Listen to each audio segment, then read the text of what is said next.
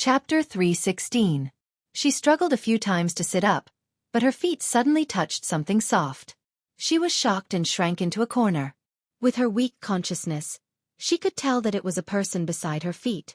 The skin was still warm, and based on the material of the clothes, she guessed that it was Li Qin. In her shock, she leaned toward Li Qin.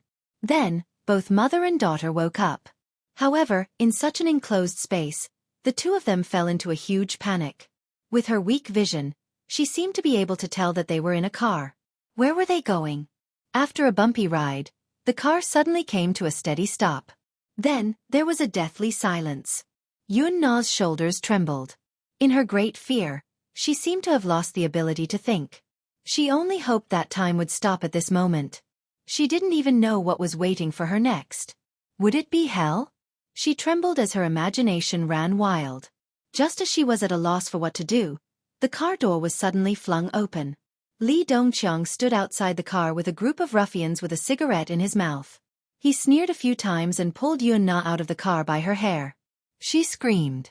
Li Dongqiang frowned in displeasure and slapped her. "Be quiet. What are you shouting for?" he roared.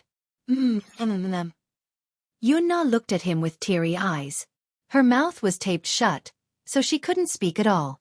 She could only cry and beg for mercy. She knelt on the ground with a thud and kept kowtowing. Every time she kowtowed, she hit the ground hard. Her head was bleeding and she tried her best to beg for mercy to show her sincerity. In the face of fear, she didn't know what pain was anymore. She was numb. She only knew how to kowtow and fantasize that she could arouse Li Dongqiang's pity and spare her life. She had met Li Dongqiang before. He was cruel and merciless, and his hands were stained with blood. It wasn't that she hadn't seen him kill people. One shot and the head exploded. She was so scared that she vomited on the spot. However, the young her thought that such a man was cool and manly. However, when she faced death, she suddenly understood that life was so fragile. She didn't want to die. Her pleas for mercy did not awaken anyone's pity. Li Dongqiang clicked his tongue and shook his head. Yun Na, if you knew this would happen, why did you give it up? What's the use of begging me for mercy? I'm just working for someone else's money. Yun Na was scared out of her wits. She shook her head like a broken wave, and she kowtowed even more vigorously. As she neared death, the fear in her heart expanded infinitely. At first, when she found out that she was disfigured, she was so disheartened that she thought of killing herself. However, it wasn't until the word death was right in front of them that they realized that when they were close to death, a strong will to live would arise spontaneously. She didn't want to die. She didn't want to die. Even if he had to live an ignoble existence, he still wanted to live. Li Qin was also carried out of the carriage. Her body went limp and she no longer had the strength to beg for mercy. She was not like Yun Na, who was still young. She was already old, and her physical strength was very poor. The journey was bumpy, and as soon as she got out of the car, she vomited, felt dizzy, and was in a mess. Li Dongqiang felt nauseous. The evening breeze at the port made one's cheeks hurt. The whistle of a ship could be heard in the distance. Chapter 317. When Yun Na realized where she was petrified as if she had been struck by lightning. The harbor. Was Li Dongqiang really going to listen to that child and throw them into the sea to feed the fish? Do you have any last words to say? He looked at Yun Na with pity.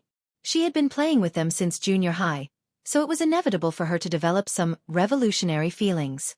Thus, he showed her rare kindness. Yun Na shook her head with a pale face. She did not want to die. However, he mistakenly thought that she had no last words to say when she shook her head, so he signaled to the people beside him with his eyes. Remember to clean it up. Got it, Brother Chong. Li Dongqiang sneered. He stopped in front of Yun Na and gently patted her head. Sigh, poor thing. Tell me, why are you so silly? It's not that I don't want to help you. After all, we had a brief relationship before. However, you're the one who schemed against me first, so don't blame me for not caring about our relationship. With that, he stood up and watched helplessly as they were dragged away by a few footmen. Yun Na struggled with her legs flailing as she broke down and cried. At the harbor, a cargo ship was quietly anchored. Li Dongqiang was not an ordinary gangster. He had a powerful underworld organization behind him. He was involved in arms, drugs, money laundering, and everything else. Hence, he naturally had his own cargo ship. His subordinates threw Yun Na and Li Qin on the deck of the ship. With a thud, Li Qin's head hit the guardrail and she fainted. Yun Na could only watch helplessly as the cargo ship gradually left the harbor. The despair in her heart grew infinitely. Asterisk. Yun Tianyou's condition quickly stabilized. The attending doctor paid special attention to it and prescribed him medication to stabilize his condition before informing him to be discharged on Sunday. On the day of his discharge, from the attending doctor to the director, a row of people lined up at the entrance to respectfully send them off. Was there a need to be so high profile? Xianxia was speechless. Before Yu was discharged, she had already tidied up the house. She spent half a day tidying up Yu's study room. When the car drove into Xianxia Walk's bungalow district, Yun Yeching's expression changed. Sure, did you drive the car to the wrong place? Why did you drive here? This is the villa district. Xianxia broke out in cold sweat. Dad, we didn't drive the wrong way. It was only when the three of them stood at the entrance that Yun Tianyou's expression changed slightly. Mommy, this isn't our house, is it? It's our new home. Xianxia face-bombed, not knowing how to explain. That man inexplicably gave her a bungalow and called it a gift. The average price of the houses here is more than 100,000 yuan. Sure. Yun Yeching's face turned pale in disbelief. You might not believe me even if I tell you. Xianxia took a deep breath and explained, I exchanged it for 2 bowls of noodles. Yun Yeching. Who would believe that? The two of them fell silent. 2 bowls of noodles in exchange for a house worth tens of millions? What kind of joke was this? His brows furrowed slightly. Suddenly, he thought of something and smiled without saying a word. He knew who it was. He was not used to living in his previous apartment. It was quite unsafe with all kinds of people. Especially at night, when the apartment was near the notorious East Street. Xianxia Walk, Dragon Court Real Estate Group, was under Dishing Financial Group. Chapter 318. Just as the three were about to enter the house, they heard the roar of a motorcycle coming from afar. Xianxia turned her head in surprise, only to see a handsome heavy-duty motorcycle parked at the garage entrance of the villa next door. A tall and slender figure came into view. She saw a tall and straight young man wearing a British trench coat and a pair of pitch-black motorcycle leather pants, which wrapped around his long legs, making them look long and stylish. The young man took off his helmet. His neat short hair was dyed white gold. He took off his sunglasses expressionlessly. A handsome face was exposed in front of everyone. Neighbor. He's so tall. It was only when he strode into a villa not far away from them that she reacted to his presence. So, he's our neighbor. He looks so familiar. Where have I seen him before? Stupid mommy. He's not a man. Yu said helplessly. She's a very famous singer. Her stage name is June Mo. Her new album has been released recently, and she's quite popular. She's actually a woman, but she's dressed neutrally. How did you know? Xianxia asked in surprise. In her impression, Yu was not very interested in music. He was hopelessly tone-deaf. Because I've seen her on TV before, Yu replied. What Xianxia did not know was that before she signed with Huanyu, Yu had already read through all the artistes signed by Huanyu Entertainment. Thus, he had some impression of this female singer. Dad, don't stand there like a fool. The room is already prepared. Let's go in. Xianxia said. Yun Yeching was still a little hesitant. Initially, he had planned to move back after Yu was discharged from the hospital. He lowered his head to look at Yu, only to see the little lad looking at him. He felt even more guilty and sighed. Yu raised his head and glanced at Xianxia before turning to smile at Yun Yeching. Grandpa, why don't you stay with us? Yun Yeching stared at him in shock. He thought that Yu would never forgive him.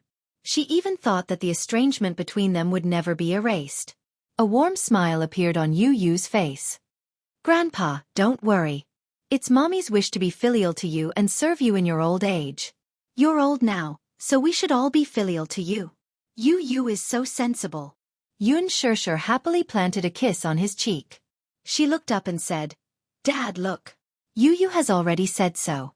The child is so filial. Do you have the heart to reject the child?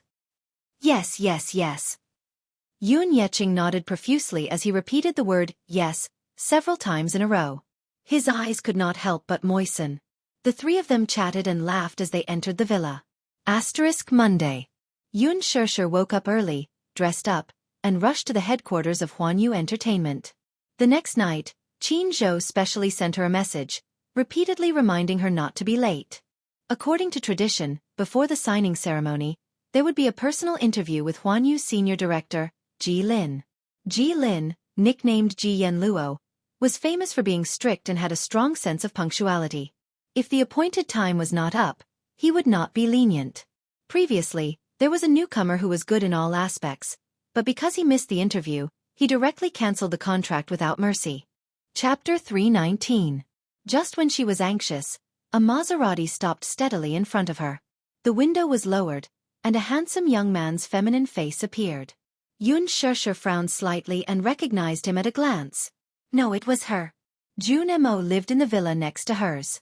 Seeing her car stop, Yun Shishir said in a friendly manner, "Hello." Jun Mo took off her glasses and glanced at her with her beautiful eyes. Her thin lips curled up slightly. "Get in." Yun Shishir was a little dumbfounded by these two simple words. What do you mean? It's hard to get a taxi here. Her voice was clear and deep with a hint of hoarseness. It was a kind of feminine between genders. If one didn't listen carefully, it would be difficult to tell her gender. Aren't you rushing to Huanyu for an interview? It's on the way. Even though it was a little abrupt, time was of the essence. She couldn't care less about being pretentious and immediately nodded. Thank you. She opened the door and sat in the back seat. Jun Mo skillfully turned the steering wheel and stepped on the accelerator. The car sped away from Xianxia Walk. Yun Shishir put her bag aside and looked around curiously. Her gaze fell on the handsome face in the rearview mirror. The reason why a woman was described as beautiful was because Jun Mo, whether it was her temperament or her dressing, revealed a femininity that was different between men and women. She had the calmness and grace of a man, but also the exquisiteness and delicacy of a woman. This handsomeness had nothing to do with gender. Especially that pair of long and narrow eyes. They were deep and charming. She even felt a little stunned for a moment. In the rearview mirror, Jun Mo glanced at her from the corner of her eye and met her gaze. Yun Shishir looked away awkwardly. The car was cold and damp. After a light rain last night, the weather in the early morning was a little cold. The air in the car was cold, and she was only wearing a thin shirt, so it was inevitable that she felt a little cold. Jun Mo glanced at Yun Shishir's uneasy face in the rearview mirror and asked, "Cold?" "Yes, a little." Jun Mo looked straight ahead again. She didn't say anything but turned on the heater. Not long after, the carriage was filled with warmth. Yun Shishir was touched by her thoughtfulness and immediately thanked her. Jun Mo's lips curled up, but she didn't say anything. She just took out a cigarette from the cigarette box and lit it skillfully. The lighter was a limited edition commemorative God of Fire by Zippo, and it was hard to find one on the market. A wisp of smoke filled the carriage. The smell of smoke was not strong, nor was it pungent. Instead, it smelled good. At least, it was not repulsive. The entire journey was silent. The car sped along, and the scenery outside the window flashed by. "Your name is Yun Shishir, right?" Her eyes lit up. "How do you know my name?" "I saw you at the banquet." Jun Mo was silent for a moment, as if she was considering her words. In the end, she still said two simple words, "Very beautiful." Yun Shishir blushed and smiled. "Thank you." He was a little surprised. Although Jun Mo looked a little arrogant and cold, she wasn't as unapproachable and unexpectedly friendly as she looked on the surface. Jun Mo said, "It's a good opportunity to sign with Huanyu. You have to cherish it." "Yes, I will." The car quickly drove into Huanyu Tower. "I'll drop you off here. I'll go park the car." After saying that, Jun Mo drove the car into the garage. Yun Shishir couldn't help but feel flattered by her kindness. It was like a dream. It was a little unreal. Chapter 320. After all, apart from Xiao Shui, there were very few women who treated her so well since she was a child. Perhaps it was because she was not good at socializing. The darkness of her childhood made her cautious in dealing with people and other aspects. Hence, She did not have many friends.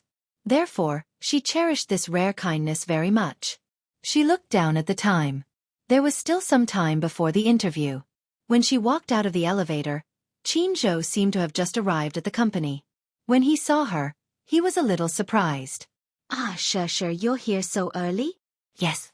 I couldn't get a taxi at the entrance. Fortunately, someone sent me here in time. Someone sent you? Who? Xianxia was stunned.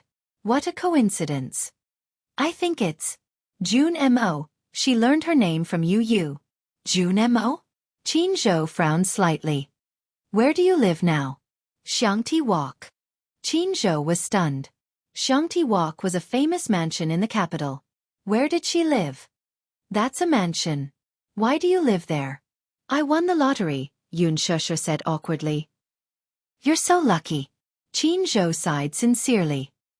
He led her into the office and suddenly thought of something. Do you have a driver's license? Yes, but I don't know how to drive. Xianxia, can you be any more stupid? Xianxia said mercilessly. Xianxia said helplessly, are you blaming me for not knowing how to drive? Well, okay.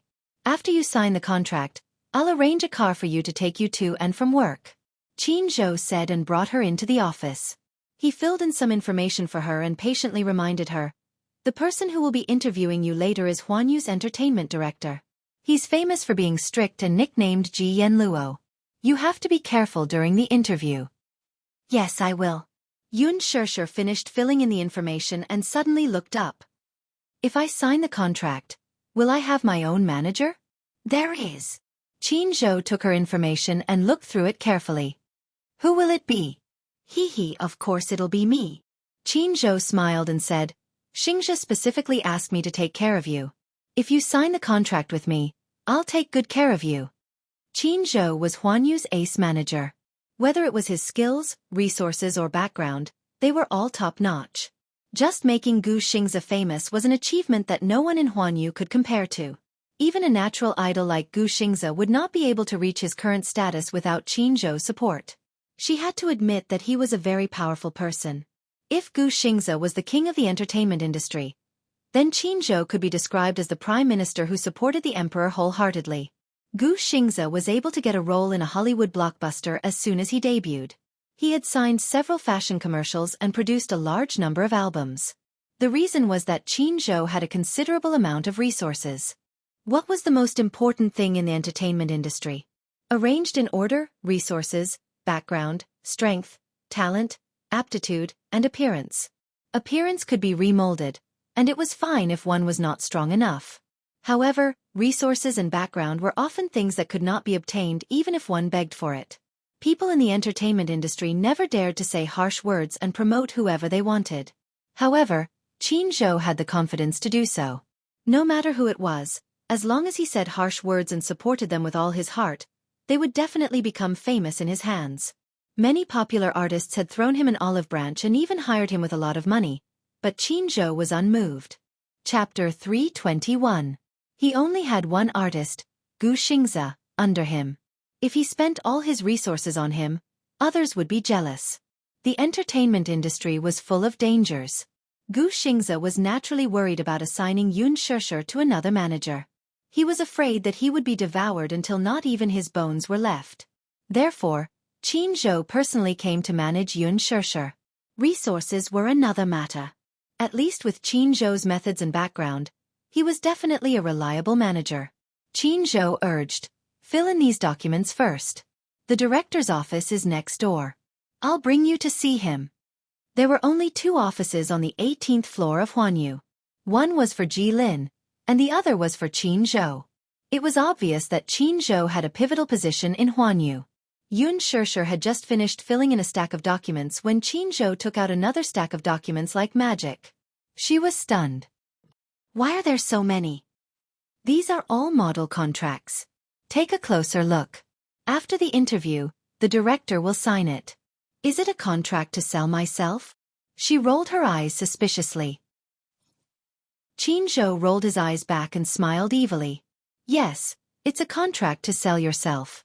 Hurry up and sign it, and you'll be mine. Xianxia was good in every way, but he was usually a little indecent and sharp-tongued. She vaguely remembered the last time at Empress Fashion Club, he had stabbed Xiao Dong of the Xiao group with a few words. Xiao Dong had a pair of fierce eyes that wanted to destroy him. Xianxia suddenly said strangely, "You seem to be very free today. Where's Xianxia?" "He went to Milan for a fashion show and will return the day after tomorrow," Xianxia said and suddenly teased. "Why? Do you miss him?" "Don't talk nonsense," Xianxia said angrily. Xianxia snorted coldly. "How heartless." After a pause, he gossiped again. "To be honest, Xianxia seems to be a little too concerned about you. Sigh, look at him. He went to Milan to watch the show and left me alone in the company to deal with the mess." "Mess?" Xianxia stretched out his finger and rubbed the space between his eyebrows. With a tired face he said, "Yeah, what a huge mess." Naturally, he would not tell Xianxia that Gu Xianxia had offended Yang Shouqing because of her. He hadn't been able to sleep well for the past few days as he had been dealing with this matter. He didn't know what was wrong with that kid. Of all the people he could have offended, he chose to offend Yang Shouqing, the boss of the European king. During the most glorious period of Hong Kong movies, Yang Shouqing had an unshakable position in the entertainment industry.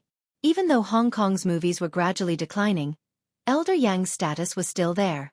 He actually went to injure someone? He didn't mind the trouble, but the trouble was that if the Gu family found out about his actions, there would be some criticism. Gu Xingzi's brother was even harder to please than Master Yang. He was in a terrible fix. What happened? Just as Xianxia finished speaking, there was a sudden commotion outside the door. Xianxia frowned and opened the door, only to see Tang Yu blocked at the door of the director's office. She wanted to enter but was stopped by Ji Lin's assistant. Tang Yu's assistant and Tang Yu were in a deadlock, staring at each other. "Why is she here?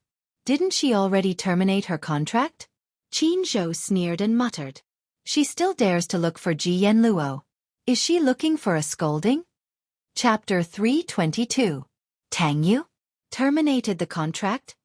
Xianxia gossiped for once. Why did Tang Yu terminate the contract?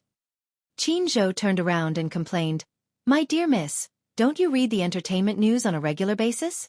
In any case, you're someone who's about to enter the entertainment industry. You should at least pay attention to the news in the industry." Haha. Xianxia was ashamed. "I don't usually watch TV.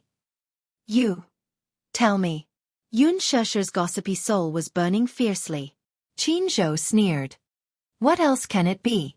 The news about her unspoken rules is all over the city. Huan Yu has always valued the image of its artists. Now that she's notorious, who else can they kick out but her?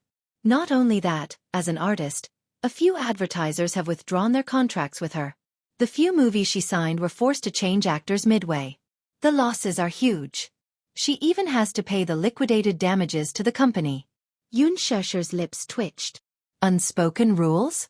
She was fine when he saw her at the cocktail party. In just a few days, such a big change happened? Things were still the same, but people had changed. Slap. Xianxia was too lazy to explain so much. He just threw a stack of newspapers in front of her. Xianxia flipped through it and frowned in surprise. Wow, that was too explosive. But what she didn't know was that it was all fate's fault. If Mu Yaja hadn't arrived in time, she would have been the one to appear on the headlines. But a certain someone was still oblivious to the ins and outs of the matter, and was still reading the newspapers gloatingly. The newspapers published the headlines for a few days, reporting on this incident. Even now, the news was still hot and had been the topic of conversation for the public. Tang Yu returned to the villa with Huan Yu's top management late at night and didn't leave. The reporters arrived in time. What was more shocking was that the two of them were so anxious that they forgot to close the curtains. The reporters took photos and videos and spread them all over the internet. It was too late to ban them. Actually, after the incident, Tang Yu's studio secretly contacted the paparazzi and offered to buy all the videos and photos in their hands at a sky-high price. They wanted to destroy the evidence and at least suppress the limelight at the critical moment. Unfortunately, these reporters refused no matter what. Even with 7 figures, they could only buy a few photos. Who's afraid of who? Their photos had already been bought by a mysterious investor at a high price. He wanted to ruin Tang Yu's reputation. Tang Yu's studio's crisis was just a last-ditch struggle. In just one night, Tang Yu's fans on Weibo had dropped by a few million. At this stage, she was still losing fans. Tang Yu was dumbfounded when he saw that his path to stardom was destroyed. He could not recover from the setback. That was not all. Blessings never come in pairs, and misfortunes never come singly. Huan Yu received several notices in succession. A few advertisers proposed to terminate their contracts. Tang Yu's roles in the TV series and movies that she was filming in were removed. Even if it was a finished film, there was not a single bit of her scene left. Now that her reputation was in tatters, Huan Yu was facing a sky-high penalty for breaching the contract. The higher-ups were furious. For companies, artists were like products. Without popularity they would have no value. Huan Yu Entertainment and Tang Yu's studio laid their cards on the table and proposed to terminate the contract. Tang Yu was about to face a sky-high penalty of 9 figures. How pitiful!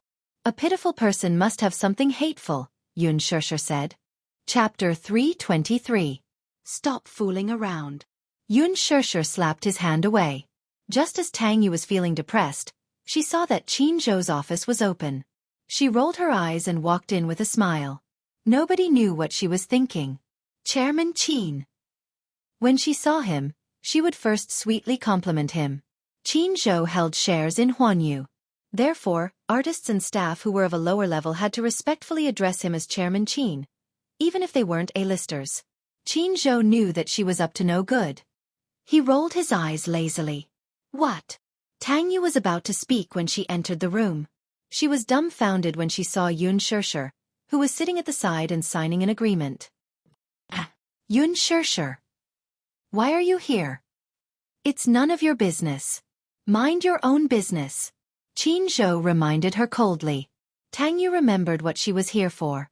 She said coquettishly, Chairman Qin, you have to help me. Her soft voice gave Qin Zhou goosebumps all over his body. Don't act coquettishly if you don't know how to.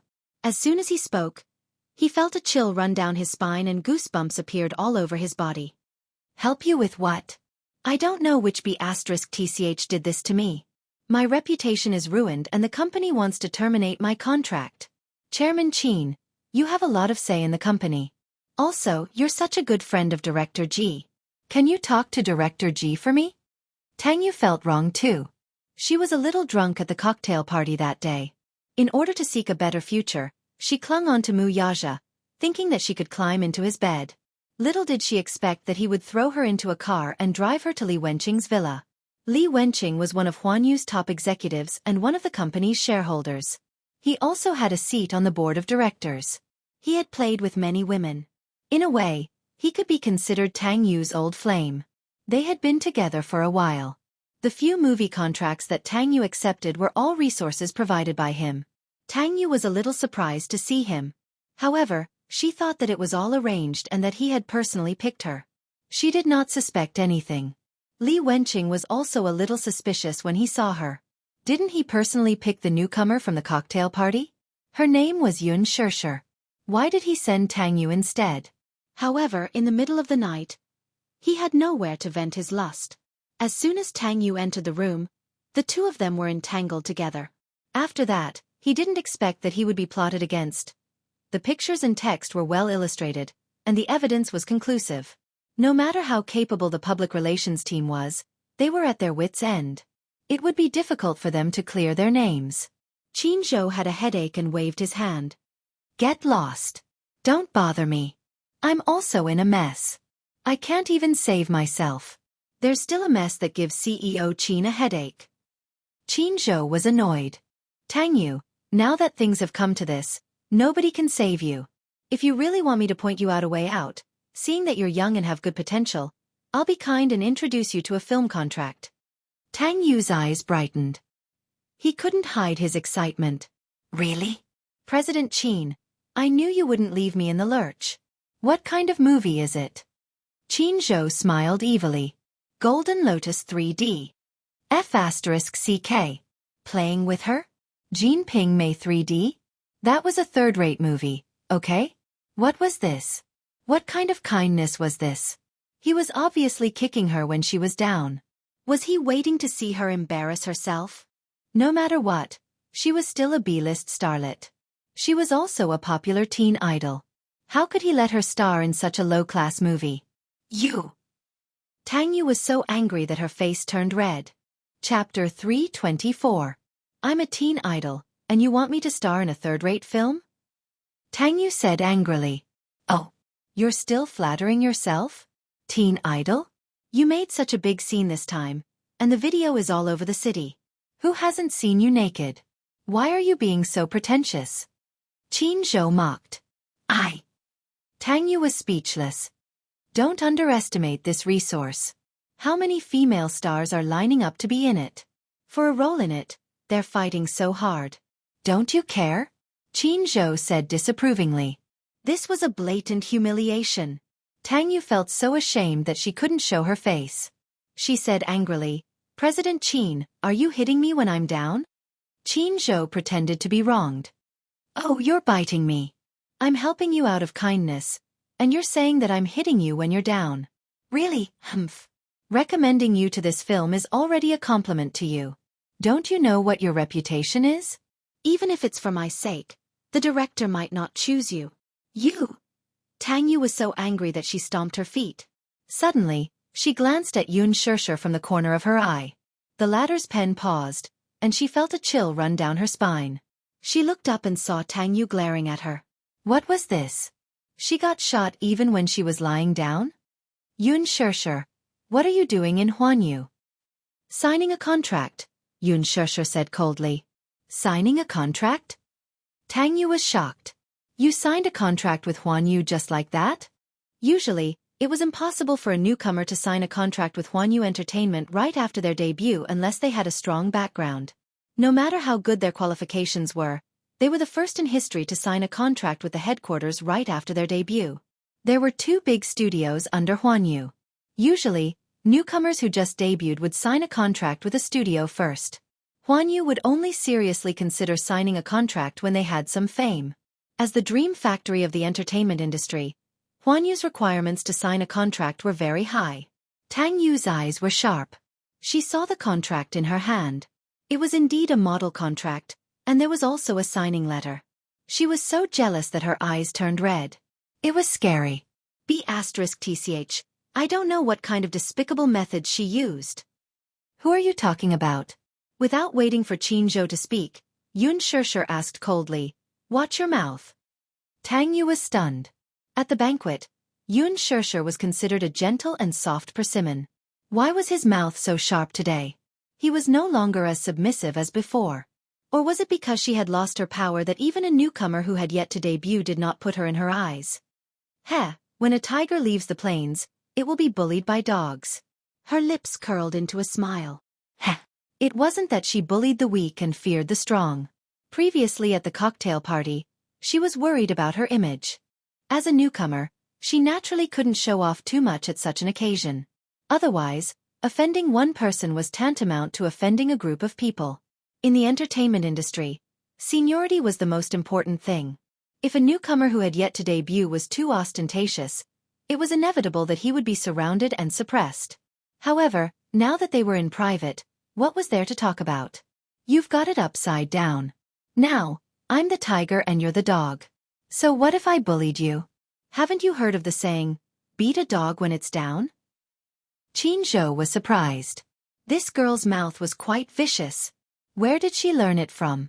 You! Tang Yu was so angry that she raised her hand. Qin Zhou quickly stopped her. Oh my God! This is my office. How dare you behave so atrociously? Chapter 325. It's not that I want to nag at you, but what's the point of arguing with her? She's barefoot now, so she's not afraid of you. Don't pester her endlessly. Xianxia nodded. Tang Yu was so angry that her eyes almost popped out. You! Get lost! Qin Zhou waved his hand as if he was shooing away a fly. Don't dirty my precious feng shui. What's the fuss about? Outside the office, Ji Lin stood with his arms crossed and looked at Qin Zhou and the others coldly. Xianxia looked toward the voice. The rumored director Ji Yanluo, was actually younger than she had expected. He was about 28 years old and wore a mature business suit. His hairstyle was meticulously styled, making him look especially energetic. He was handsome and had eyebrows like stars. His facial features were more regular and he looked very mature. However, he was just as the rumors said. He was serious and his face was cold. His aura was intimidating and his eyes were dignified. Tang Yu, you still have the face to step into Huanyu? If you have the time to pester me, why don't you think about it yourself? Your studio can't even handle the most basic public relations crisis. Jilin said coldly. Currently, Huanyu's decision to deal with you is only to terminate your contract. If you continue to pester us endlessly, you'll have to face Huanyu's ban. Every word was like a gem and sent chills down her spine. Banning order. Once Huanyu's ban came out, she would have no chance to make a comeback. Tang Yu was still making her final struggle. Director Ji, can't you give me another chance? This time, there was a villain who plotted against me. It won't happen again. I've been loyal to Huanyu for so many years.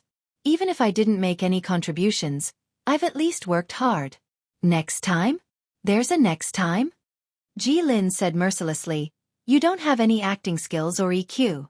Not only that, but your IQ is also so low. Haven't you caused enough trouble for me? You're worthless now. Get lost.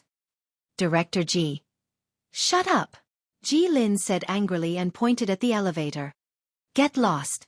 Tang Yu's entire body withered. Seeing that there was no room for negotiation, he could only leave dejectedly. Before she left, she turned around and glared at Xianxia. Then, she stomped her feet and left. Jilin turned around and scolded his assistant. Do you know how to do things? Wouldn't you ask the security to chase away such a person? The assistant lowered his head with a mournful expression. He accepted the scolding and did not say a word. Xianxia was stunned. This Ji Yanluo had a fiery temper. He probably worked overtime again last night. Working overtime? Yes. After the banquet, he had to clean up the mess. I didn't sleep well last night, and Tang Yu shamelessly came here to make trouble. How could I not be angry? With that, Qin Zhou immediately picked up the contract letter that Xianxia had filled out neatly and walked up to her in a flirtatious manner. Old Ji, you're so angry early in the morning. Be careful not to hurt your kidneys. Xianxia. Jilin rolled his eyes. Have you dealt with Gu Xing's matter? This time, it was Qin Zhou's turn to be listless. No. Then you have the nerve to come and see me? Jilin poked his head. Take care of your artist. Don't think that he can look down on old Master Yang just because he has the Gu family's support. Qin Zhou said gloomily, I went to the hospital to see old Master Yang yesterday. His injury is not serious. It's just a small injury. He said that he wanted me to hand the person over to him and he would deal with it himself. Chapter 326. Qin Zhou brought Xianxia into the director's office and retreated from the room. Sit. Wait for one more person. With that, he picked up the file and looked at it. Another person? Who could it be? Was she not the only one who signed the contract today? Xianxia sat on the chair and looked around carefully. The decoration of the office was simple and everything was neatly arranged. There were several celebrity portraits on the wall. They were all A-list celebrities under Huanyu. Among them, Gu Xing's portrait was among them. There were many books and albums on the bookshelf. There was a short table in front of the sofa with a high-end tea set on it. There was a knock on the door. Xianxia turned her head in confusion and saw that it was June Mo who walked in. Seeing that it was her, Xianxia smiled. June Mo nodded, closed the door, and sat down beside her. Director Ji. Jilin raised his wrist and looked at his watch. He said coldly, You're always on time. You won't appear until the last minute. June Mo said indifferently. I just had a smoke outside. You're quite free and elegant? Jilin said. June Mo's lips curled as she turned to look at Xianxia and slowly reached out her hand. Hi. Her voice was not very warm or intimate, but there was a faint smile in her eyes. Xianxia smiled and shook her hand. Hello. Yes. Everyone is here. Let's start. Jilin sat at his desk and held the contract filled out by Xianxia. He asked indifferently, Xianxia. Yes. Director. Have you read the contents of the contract carefully? I have, she replied. Do you have any objections? No objections. Jilin asked a few more questions, and Xianxia answered them one by one. As a student of media college, Ji Lin was very satisfied with her professionalism and conduct. But in the end, Ji Lin sternly stated a few conditions to her. Since you've read the contract carefully, you should be clear about the conditions. I hope you can abide by them. Understood. Ji Lin raised his head, looked at her deeply, and slowly said, Your aptitude is very good, but I need to give you a word of advice. Xianxia was all ears. Please speak. No matter what you were. But from the moment you signed the contract with Yu, as a public figure, I hope you will be careful with your words and actions. Xianxia was stunned. What happened just now? I don't want it to happen again. Yes, I understand. Perhaps your impression of the entertainment industry is still limited to the reports on TV and entertainment magazines. But here, I still want to give you a piece of advice. As an artist, the company's arrangements are simple. Be obedient and do as you are told. Don't touch what you shouldn't touch. Don't make mistakes that you shouldn't, understand? Junemo was a little surprised. In her impression, this Ji Lin did not seem like a patient person. Yet he gave her advice. Did it seem like he was taking special care of her? Ji Lin turned to discuss the renewal of the contract with Junemo. Xianxia listened at the side. It turned out that Junmo's contract with Yu had expired. Her aptitude was very promising, and the company hoped that she could renew the contract. In addition, her previous manager was hospitalized with cancer and the position had been empty. Ji Lin planned to assign her a new manager. Chapter 327. Among the many artists signed by Yu, Junjun's talent was outstanding. She was a rock singer and had her own band. She had debuted for 5 years, and with her unique personality, outstanding appearance, and excellent singing skills, she had a group of awe-inspiring loyal fans. Her popularity was high, and she had always been the focus of Yu's grooming. In the entertainment industry, if one was good at singing, they would act. Ji Lin's plan for her was to enter the film industry and transform into an actress. In the music industry, the popularity of rock singers did not last long. If they did not transform, their accumulated popularity would eventually decline. In the end, they came up with a plan. Ji Lin would manage Xianxia under his own name, and let Jianghu manage Xianxia and Junjun. Without a doubt, this had been confirmed with Jianghu. Jianghu readily agreed. With the abundant resources in his hands, managing 2 newcomers was not a big problem. Xianxia was now at the peak of his popularity. He was about to set up his own record company, and the company would focus on planning for him. Jianghu, a general, could be considered to have retired after accomplishing his mission. Xianxia was a little flattered.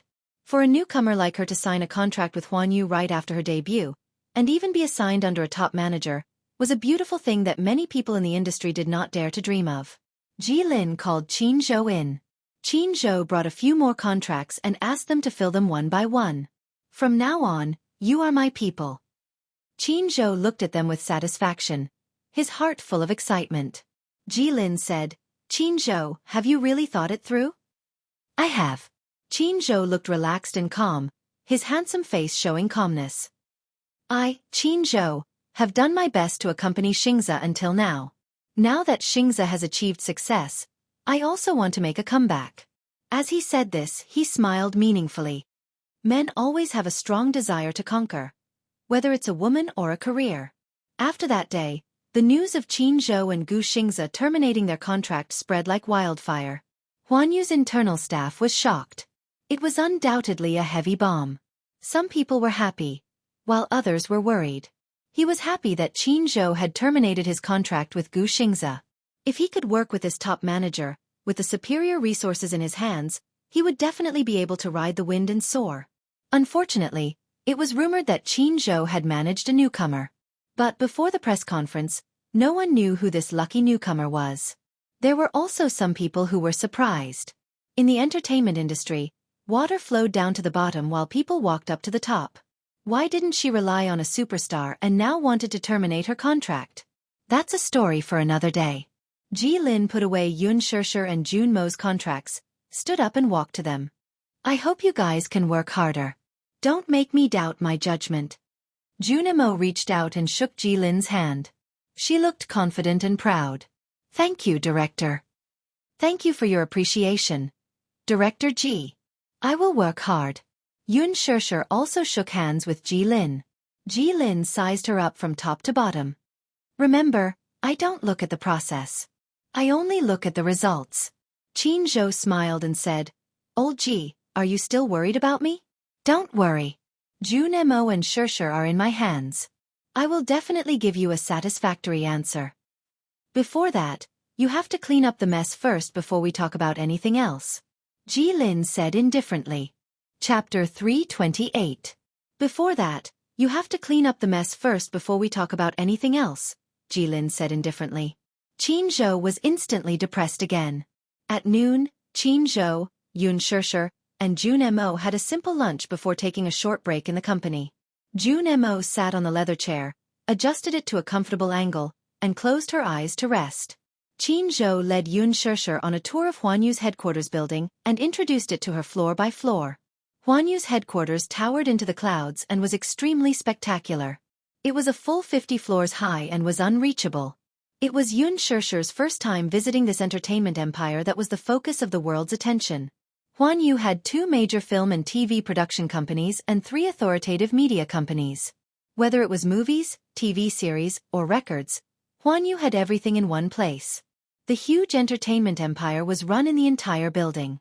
As the famous Dream Factory, any name of the artiste signed by Huanyu was like thunder to one's ears. In today's entertainment industry, the 4 new female stars, the 4 ancient actors, Yang Mi, Han Yuyan, Yan Bingqing, Li Zhouxian, Lu Junyu. These hot names were all signed by Huanyu. Huanyu was no longer just a milestone. It was already an industry giant that monopolized the entertainment empire. Qin Zhou took her to the rehearsal room, recording studio, and interview hall. He also brought her to meet a few famous film and TV series producers and directors under Huanyu. Xiaxia's elegant manner of speaking left a deep impression on many people.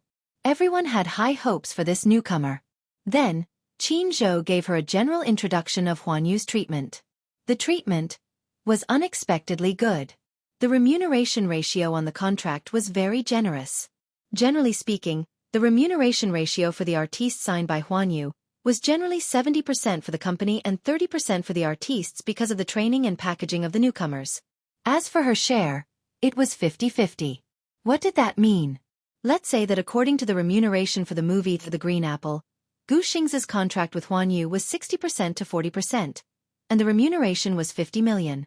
Then the company would deduct 20 million from this basis, and the remaining 60%, which was 30 million, would fall into his pocket. This was already the highest treatment in Huanyu. She, on the other hand, was paid 5 million yuan. In her hands, she received a full 50%, which was 5 million yuan. Other than that, Huanyu would also provide a car for the artists to pick them up. She was given a Volkswagen Phaeton. Even if it was a newcomer who had just debuted, the company would do their best to reduce public exposure. Huanyu had done a lot of homework on how to protect their artists' privacy. Even the most highly trained paparazzi wouldn't be able to catch the slightest movement of an artist from Huanyu. As for the private photos of celebrities on the entertainment media websites, they were just celebrities seeking exposure and cooperating to create hype. What awaited her next was a long and intensive training course. One of the most important aspects was the cultivation of the actors. Xianxia was outstanding whether it was in terms of external conditions, appearance, temperament, manners, or internal conditions, such as conversation, etiquette, and acting skills. He only lacked the tempering of his works. In the history of Huanyu, there had never been an artist who had both beauty and acting skills. It was also because of this that Ji Lin paid special attention to her. Chapter 329. In terms of public relations. How to deal with the tricky and demanding questions of the entertainment reporters, how to handle interviews, and a series of speaking techniques. The company required that the actors had to be fluent and flawless. Gu Xingzi was a textbook example. No matter how demanding the questions were, he could rely on his good reflexes to fend them off. Even in the face of the all-pervasive media, he could handle it with ease. Tang Yu was a classic example of a negative example. She had good looks and good acting skills, but her EQ was extremely low and she spoke without thinking. Everyone knew how she ended up. She fell from being a godly detective to the bottom of the valley. In the current situation of the entertainment industry, artists were no longer the same as before, where they were held high and mighty. Even if you were the nation's goddess, a single mistake in your words would immediately attract an avalanche of anti-fans. Apart from that, there was a series of classes. Her schedule was packed to the brim for a whole month. Apart from that, the opening ceremony of The Green Apple was also imminent. Xianxia informed her to go to the temporary filming set in 3 days to complete the trial photoshoot. In short, her schedule was packed to the brim with no gaps. The moment she received the schedule, she froze. It's so packed. Xianxia protested a little. There were 30 days in a month, and 29 days were scheduled. The remaining day was to go to the filming set for the trial photoshoot. This schedule was unbelievably tight. Is this still considered full? Xianxia chuckled. Then you haven't seen Gu Xing's schedule. His schedule? Was there a schedule more packed than hers? You haven't officially stepped into this industry, but I've already been merciful to you. Take a look at Gu Xing's schedule. Xianxia passed Gu Xing's schedule to her lightly. Xianxia glanced at it curiously and almost fainted. Half a month was only 15 days, but he had a total of 32 events scheduled. Apart from the events, he spent the rest of his time flying in the sky. He probably had very little sleep every day. She felt a little sorry for him. Celebrities looked glamorous on the surface, but she didn't know that they were so tired behind the scenes. She furrowed her brows and complained, "This is exploitation." Xianxia complained, "What do you mean by exploitation?" Sure, you might not know this, but to a celebrity, exposure means life.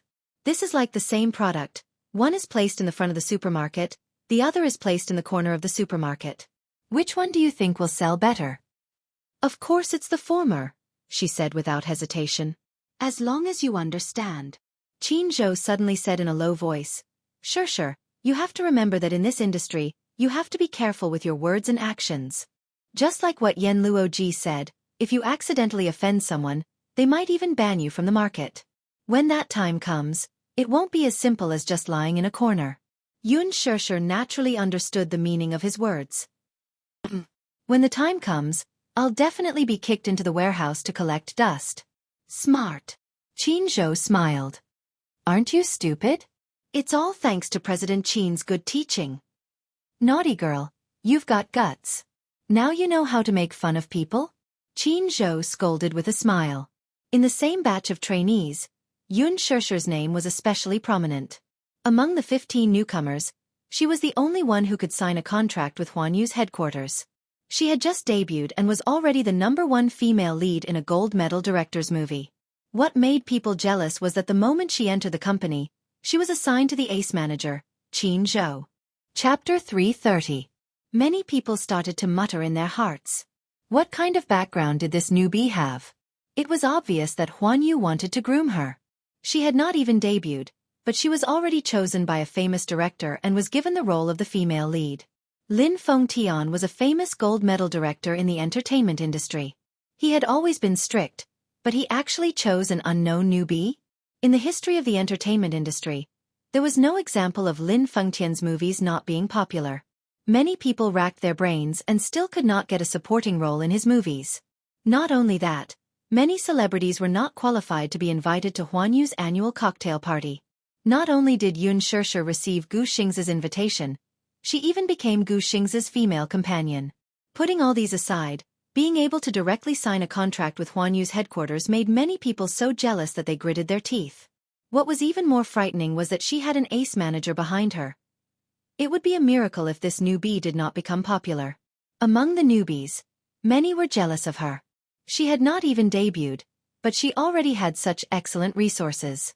They could not wait to be jealous. Therefore, Xianxia was inevitably ignored and questioned in the training class. However, she did not care at all. She had more opportunities than others. Any normal person would look at her with suspicion and jealousy. However, it was because of this that she had to work harder than them and cherish this opportunity more than they did. Strength was the best proof for her. After a week of high-intensity training, Xianxia was completely exhausted. She was very tired, much more tired than when she went to work. Her body could not bear the burden. Even so, her willpower was considered to be the strongest in the entire class. Many people could not persevere in the face of hellish high-intensity training. The trainees in the training class were cut in batches. In less than a week, half of the trainees were cut. On this day, after the training class, Xianxia walked to the lounge. She only felt that her head was heavy and her feet were light. She was still dizzy. The excessive pressure caused her to be unable to sleep well for several days. She muddle-headedly held onto the wall and groped her way to her lounge. She thought to herself, training classes have been packed to the brim for a month. Now, it's only been a week, and she can't take it anymore. What will she do for the rest of the classes? Leaning against the door, Xianxia touched the key with one hand. Under Jianghu's special care, she had her own private lounge. She turned on her phone and saw a missed call. She stared at Yu's name on the screen and couldn't help but reveal a gentle smile. For the next few days, the school was holding an international children's summer camp in Minghai City. She was not free, so Xianxia accompanied the little lad. Just as he was about to dial the number back, his fingertips suddenly paused. This little guy should be having a good time right now. Now that she was busy with work, she rarely had time to go out with the little guy. It was rare for the school to hold a summer camp, so she would let him have a good time. Xianxia closed her phone. Forget it, it's better not to disturb him. Opening the door, the room was brightly lit. She had just walked in when she heard a devilish voice leisurely say, "Welcome back with pleasure." Xianxia could not help but be shocked. Before she could react, she was on high alert. She turned around and looked outside the door nervously for a while before she slammed the door shut and locked it. Chapter 331. Wuxia, what are you doing here? Wasn't he supposed to be busy? On the sofa, Wuxia elegantly propped up his upper body. The lapel of his black shirt was slightly open, revealing his well-defined chest. He was wearing a pair of handsome, slim-fit trousers and a pair of expensive handmade leather shoes. His long legs were crossed elegantly, giving him a noble and unruly posture. She had to admit that his figure was very muscular and sexy. Every part of his body was perfect and well-proportioned. A silver necklace dangled between his collarbones, complementing his fair and flawless skin. It was very charming. He had flown to America a while ago and had just gotten off the plane today. His face was weary, and his black hair was slightly messy. It covered his sharp eyebrows and intertwined with his long and thick eyelashes, casting a shadow on his eyelids. Wuxia held a cigarette between his fingers, and the room was filled with a faint aroma. Xianxia stood rooted to the ground and asked with a frown, "How did you get in? And how did you know that this is my resting room? Didn't anyone stop you?" This passageway was blocked by the security guards and was heavily guarded. How did he get in so quietly? "Stop me." Wuxia found her words very interesting. "Huanyu Tower is mine, and it's huge. Who dares to stop me?"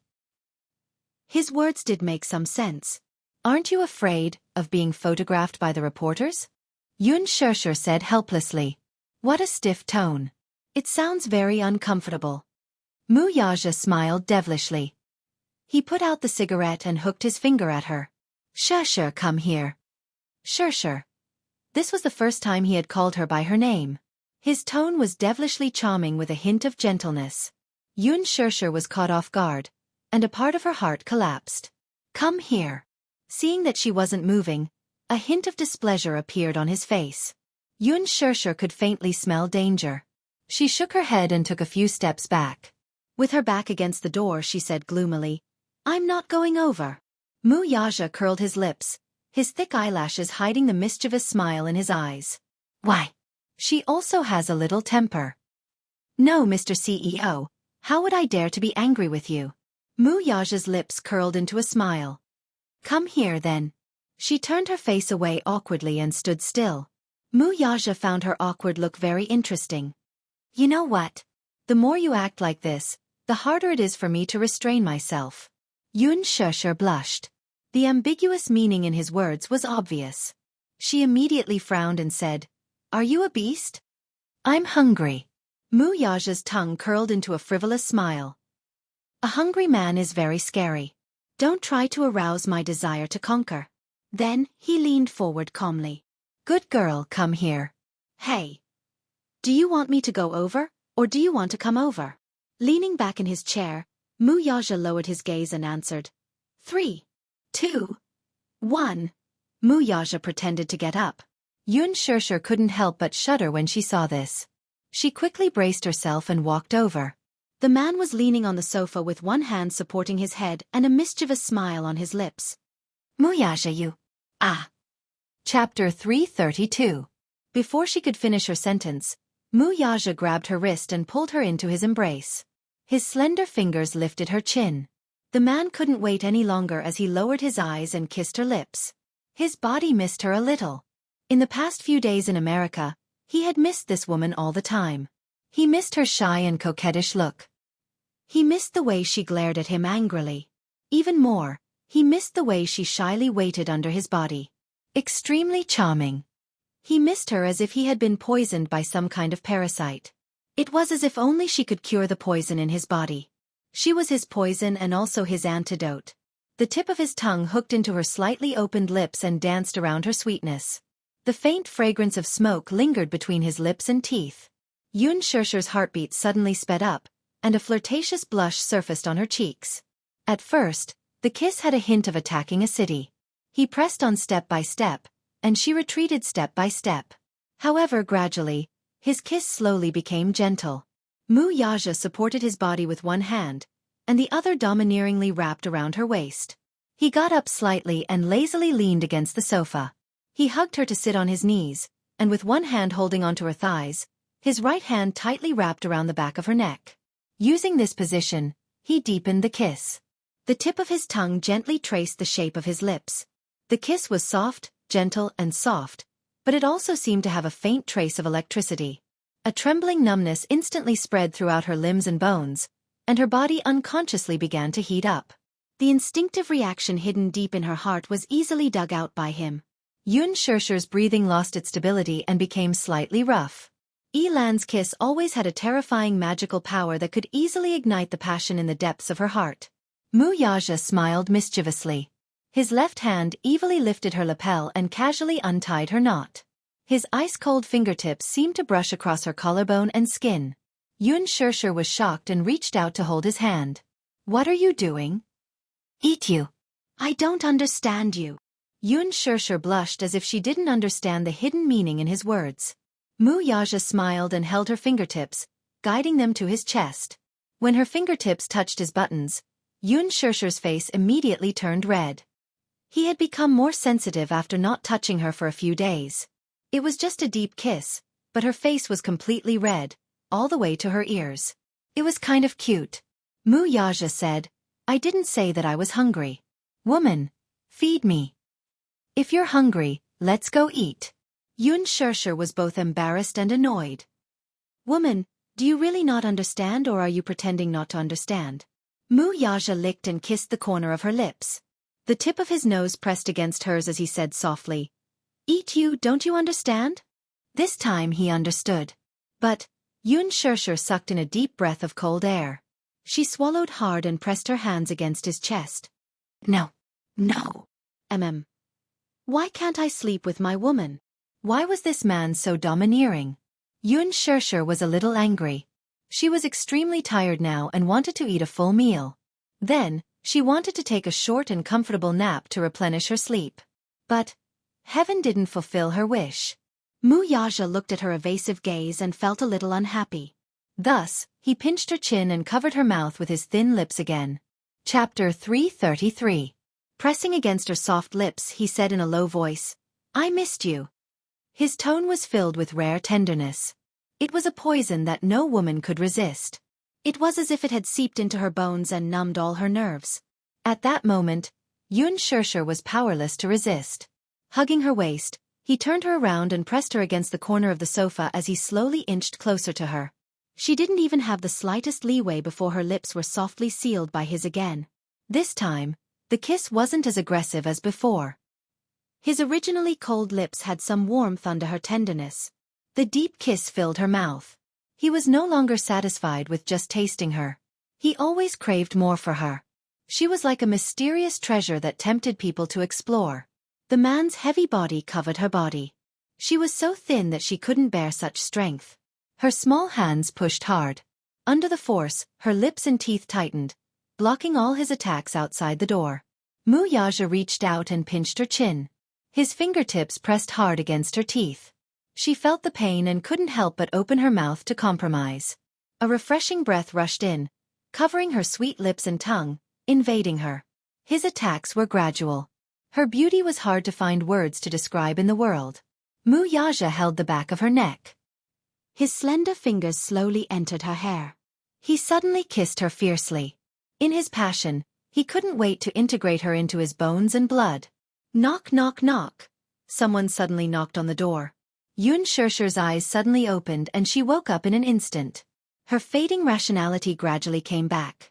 She turned her head in shock and heard a woman's voice outside the door. Xianxia, are you there?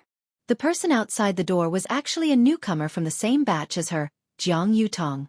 She was 23 years old and came to Beijing alone when she was in her teens. After struggling for several years, she won the opportunity to sign a contract with Huanyu Pictures. She was a newcomer with good qualifications. If she could achieve good results in this training, she could sign a contract with Huanyu Pictures and officially debut. Without waiting for her response, the woman turned the doorknob but found that it would not budge. Sure, I left my jacket in your lounge. Come in and get it. Are you there? Why is the door locked? The air was filled with a soft and charming aura that flowed ambiguously. He did not stop at all because of the commotion outside the door. She couldn't help but feel a little nervous. She pushed Wuxia, who was on top of her, but the man didn't react at all. He ignored the disturbance outside the door. She could not help but feel a little anxious at his indifference. Wuxia, stop. Wuxia smirked. What should I do? I can't stop. Xianxia struggled to turn around, but was trapped in his arms domineeringly. Wuxia licked her earlobe and whispered, Let her go. Xianxia, are you there? The person outside the door was a little impatient. Wuxia's flirtatious gaze became more dangerous as his eyes slowly narrowed. Xianxia was scared witless. She hurriedly said loudly, I'm not free now. Xianxia regretted speaking just now. Her voice was misty and trembling, full of suppressed lust. How embarrassing. Xianxia, your voice sounds weird. Are you not feeling well? Chapter 334. Wuxia gave a strange smile as his slender index finger pinched her sensitive spot. She let out a soft moan and hurriedly covered her mouth with her hand as she glared fiercely at him. Did this guy want to see her embarrass herself? Xianxia? What's wrong with you? The person outside pushed the door.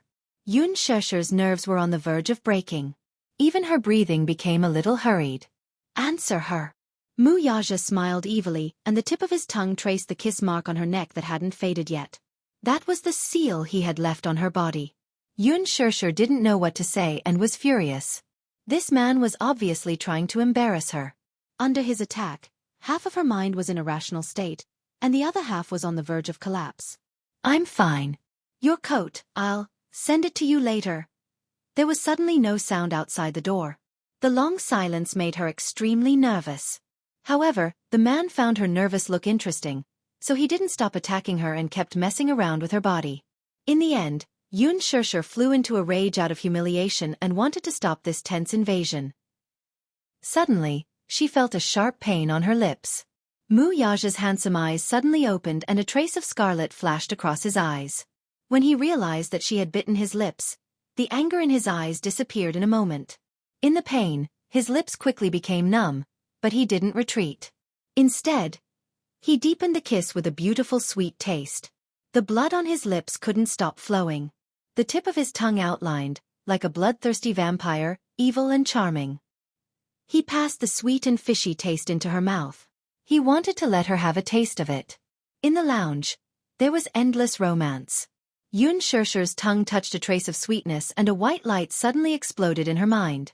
Wuxia continued kissing and plundering her passionately. However, the person under him gradually stopped responding. Wuxia slowly raised his head, only to see the person in his arms looking up at him with a pale face. Her eyes were fixed on his face. There were traces of blood on his lips. It was the blood from when she had bitten his lips. Coupled with her pale lips, it was strangely seductive. His eyes dimmed and he reached out to touch her lips, wiping away the blood on her lips. She opened her mouth and bit his finger. She left a row of deep teeth marks. Like an enraged cat, she bit fiercely without any mercy. Wuxia didn't move at all. He slowly got up and seemed to have lost interest. He casually took the suit jacket on the side, opened the door, and walked out. Outside the door, Jiang Yutong did not leave. Instead, she waited for Yun Shishir at the door. Instead, she bumped into him unexpectedly. Jiang Yutong was stunned. With her status, she naturally didn't know who he was. Her first impression was that this man was too handsome. And he was unusually young. He was tall and had an extraordinary aura. His handsome face was like that of a god. It was difficult to measure his handsomeness with words. Who was he? Why did he walk out of Yun Shishir's lounge? Jiang Yutong's sharp eyes noticed that there was a wound on his lips, and blood was oozing out. Chapter 335. Mu Yaja frowned slightly. Seeing her gaze on his lips, he subconsciously licked the bloodstain with his tongue. Without a word, he turned around and left. Arrogant, cold, and extraordinarily handsome. Judging from his attire, he must be a famous person who was either rich or respectable. Jiang Yutong could not believe it. She had thought that such a man would only appear in her imagination. She did not expect to see him with her own eyes. Hence, she stood there in a daze for a long time. She felt like she was in a dream. But why did he walk out of Yun Shishir's lounge? Could it be that there was some unknown relationship between them? Jiang Yutong started to make wild guesses. Although she appeared to be amiable and friendly toward Yun Shishir on the surface, everyone had their own selfish motives, didn't they? Although Yun Shishir had not officially debuted, she was already very famous. Not to mention the newcomers, even the celebrities had a lot of doubts and suspicions about her. There were rumors that Yun Shishir was able to appear in Lin Fengtian's film without debuting because she had a sugar daddy behind her. Otherwise, how could a newbie with no fame like her appear in Lin Fengtian's film? That was not all. What right did she have to be invited to Huan Yu's annual cocktail party? Even Yang Mi and Tang Yu had to rely on their connections to get in. What right did she have? She was even Gu Xingza's female companion? She heard that Gu Xingza had personally invited her. Was that possible? Gu Xingza was famous in the industry for being arrogant. Would he personally invite a newbie with no fame to be his female companion? Was it because of her looks? However, in the entertainment industry, there were many talented and beautiful women. There was no lack of different styles.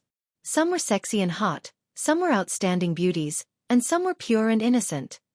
The competition was cruel and the battles were fierce. That was not all. If she made use of this movie's female lead and the cocktail party to make a name for herself, wouldn't it be easy for her to sign a contract and debut? With such excellent resources, who would believe that she did not have a sugar daddy behind her? However, Yun Shishir was completely wronged on this point. Lin Fengtian had personally chosen her to be the female lead because Yun Shishir's temperament matched his image of the female lead. Even the picky Gu Xingza thought that she was the best choice for the female lead. Contrary to what they had guessed, the investors had already decided on the female lead. However, Lin Fengtian was adamantly against it. He would rather not film the film than let the investors force a candidate into the role. However, there was a saying that people's gossip was a fearful thing. As a result, these presumptuous remarks had already spread in private. Jiang Yutong was a little skeptical at first. But now, she believed it all. She believed that Yun Shishir had a sugar daddy. Could it be that the man just now was her sugar daddy? Why? A series of questions flashed through Jiang Yutong's mind. Why did she drop out of school and come to the capital in her teens? As a young girl with an acting dream, she had spent a few years to get to where she was today, step by step, from being naive at the beginning to having the opportunity to sign a contract. Why was it that someone was able to beat her to it, and even effortlessly obtain a better result than her? On what basis? Therefore, she was more or less jealous of her. But this was human nature. Chapter 336. Hence, when Yun Shishir walked out of the restroom with her coat, the way Jiang Yutong looked at her was different from usual. Yun Shishir bumped into her when she walked out of the restroom. She was startled by her sudden appearance. Yutong. You. Shishir, why have you been in there for so long? What on earth are you doing? Why didn't you respond after knocking on the door for such a long time? Jiang Yutong came back to her senses and immediately cleaned up the messy emotions on her face. She walked in front of her with a smile and took the coat from her hand. I didn't do anything. She smiled, but she did not elaborate on the matter and simply brushed it off. She didn't know how long Jiang Yutong had been standing at the door, nor did she know how much she had heard of what had happened in the room. She only knew that she couldn't explain too much, otherwise, it would only make things worse. But, I think I saw a man walking out of your restroom just now. Your door was locked from the inside. Is there something going on between you two? Jiang Yutong pretended to be very nosy and wanted to know more about it. Xianxia was a little anxious. She hated Mu Yaja's casual behavior. It was as if he was the supreme ruler, as if all living beings were his playthings and should be ruled by him. He suddenly appeared in her resting room and did not seem to be afraid of the media reporters who were lurking in Huanyu Tower to take photos, saying strange things to her out of the blue that disturbed her mind. He suddenly wanted her. He wanted her all the time, regardless of the occasion. He didn't care about her feelings at all. Now, someone saw it and wanted her to explain. But how could she explain it? Seeing that she was silent, Jiang Yutong became more curious. It seemed that she wouldn't give up until she gave her a reasonable explanation. She was definitely going to pester her. But the interesting thing was she really her friend? They had known each other for less than 10 days. They were in the same training class. They had seen each other face to face and exchanged smiles occasionally. Was it necessary for her to explain so much to her? Jiang Yutong saw that she didn't speak and concluded that there must be something going on between the two of them. Wasn't that inevitable? That man must be one of Xianxia's financial backers. After thinking about it, she felt that it was very suspicious. Huanyu Tower's security system was in place. How could a random person sneak into Huanyu Tower? It was a leisurely stroll, as if he was taking a stroll in his own backyard, careless and unconcerned. There must be something fishy going on. This man was either a rich and powerful celebrity, or he was one of Huanyu's higher-ups. There were too many unspoken rules in this industry. The scandal of Tang Yu's sleeping scandal had caused an uproar among the public. They were shocked by the dark rules of the entertainment industry. But in Jiang Yutong's eyes, it was not surprising at all. He had been in this circle for a few years, so what kind of dark side had he not seen? No matter how talented or beautiful a newcomer was, it was impossible for her to become famous for no reason. This industry was all about background and resources. No matter how good her aptitude was, if she didn't have anyone to support her from behind, even if she wanted to become famous, it was just that she had nowhere to go. Chapter 337. There must be someone behind the scenes who pushed her to the top. If she wanted to figure it out, she had to build a good relationship with Xianxia first. Then she could get the man's identity and the ins and outs of the matter from her. How powerful was the person who could make a newcomer popular in such a short time? If it was possible, she might even be able to poach a man from Xianxia and get some resources from him. As for the hidden rules, if she could become popular overnight, she would be willing to do anything. After staying in this circle for a long time, her values were naturally not right. She could not be indifferent to the so-called innocents. After all, she was not young anymore. If she could not make a name for herself, she would never have another chance. Therefore, since she could not force her, she could only play the tender card. With a friendly smile on her face, she lowered her voice and asked, "Sure, the man just now, is he your boyfriend?" "That's not it," she vehemently denied, feeling baffled by his words. Wasn't Jiang Yutong being overly enthusiastic about her matters? What was the relationship between her and Mu Yaja? Was it her turn to ask? Thinking of this, Xianxia turned and walked to the training room. When Jiang Yutong saw this, she unwillingly followed behind her and said carefully, Sure, maybe you think that I'm the kind of person who can't keep secrets, but I've always treated you as a good friend. Among all the newcomers, you take care of me the best. We are friends, right?" Xianxia slowed down her pace. Friends, except for Xiao Shui, she really had no friends. When she was in school, she was a little autistic. In school, girls always liked to gather in small groups. If she could not fit in the group, she would be isolated. What's more, when she was in school, her appearance gradually grew. She was fresh, pure and beautiful. Not only in class, but also many seniors admired her very much. Among them, some of these seniors were the most handsome men in school. They were the Prince Charming in many girls' eyes. Therefore, the hatred was more obvious.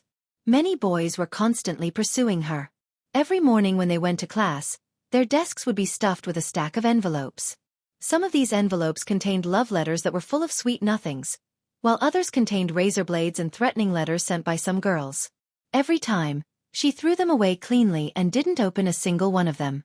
She did not have the throbbing of a girl's youth at all. What she wanted was to get into a good university, then leave the family and be independent outside. Her behavior of throwing away the love letters, in the eyes of outsiders, was arrogant. Most of the boys in school were hot-blooded and cared about their faces. Many boys saw that the girl they passionately pursued threw away the love letters one drawer after drawer, and their admiration turned into anger out of shame. Therefore, not only did the girls give her the cold shoulder, but the boys also ostracized her, isolated her, teased her, and even went overboard. Nobody was willing to be friends with her. It seemed that she did not need a friend. Although she was alone, there was no betrayal, no framing, no trouble, which was very good. But there were many people who pointed at her back and called her a vixen. Li Qin also scolded her, Yun Na also scolded her, and her classmates also scolded her behind her back. She was very confused for a while. She did not know what she did wrong. Chapter 338. She wasn't stupid. She knew exactly what Zhang Yutong was thinking. Zhang Yutong was trying to get information out of her. She wasn't stupid. Why would she tell her? She might look weak, but she wasn't. She stood aloof from worldly affairs. She didn't like to play games, nor did she like to cater to others. If she could get along with someone, she would. If she couldn't, she would never open her heart to them. Sure, why aren't you saying anything? Are you worried that I'll spill the beans? Zhang Yutong patted her chest when she didn't respond. Hey, don't worry. I won't betray you. With that, Zhang Yutong stood in front of her and made a solemn vow. I swear that if I can't keep your secret, I'll be struck by lightning. It was a vow. She wasn't worried about retribution at all. Yun Shirshir looked at her deeply. She suddenly felt a little tired. Why should I tell you about my relationship with him? Yun Shirshir was confused. Will it help you in any way? Zhang Yutong paused for a moment and quickly explained. No, I didn't. I'm just worried about you. What are you worried about? Yun Shirshir was even more curious. Zhang Yutong touched the back of her head and pretended to be worried. Shirshir, you've signed a contract with Huan Yu, right? Yes. She had signed a contract. But then... Have you read the terms and conditions of the contract? She replied. Yes, I saw it clearly. Then you should know that it's a breach of contract if you're dating in private. Zhang Yutong said to her in a serious tone. She seemed to be concerned, but in fact, she was trying to scare her. Yun Shirshir pretended to be deep in thought. In fact, she was secretly guessing what Zhang Yutong was planning. I heard that it's a serious breach of contract. Not only will you be banned by Huan Yu, but you'll also face an astronomical sum of money.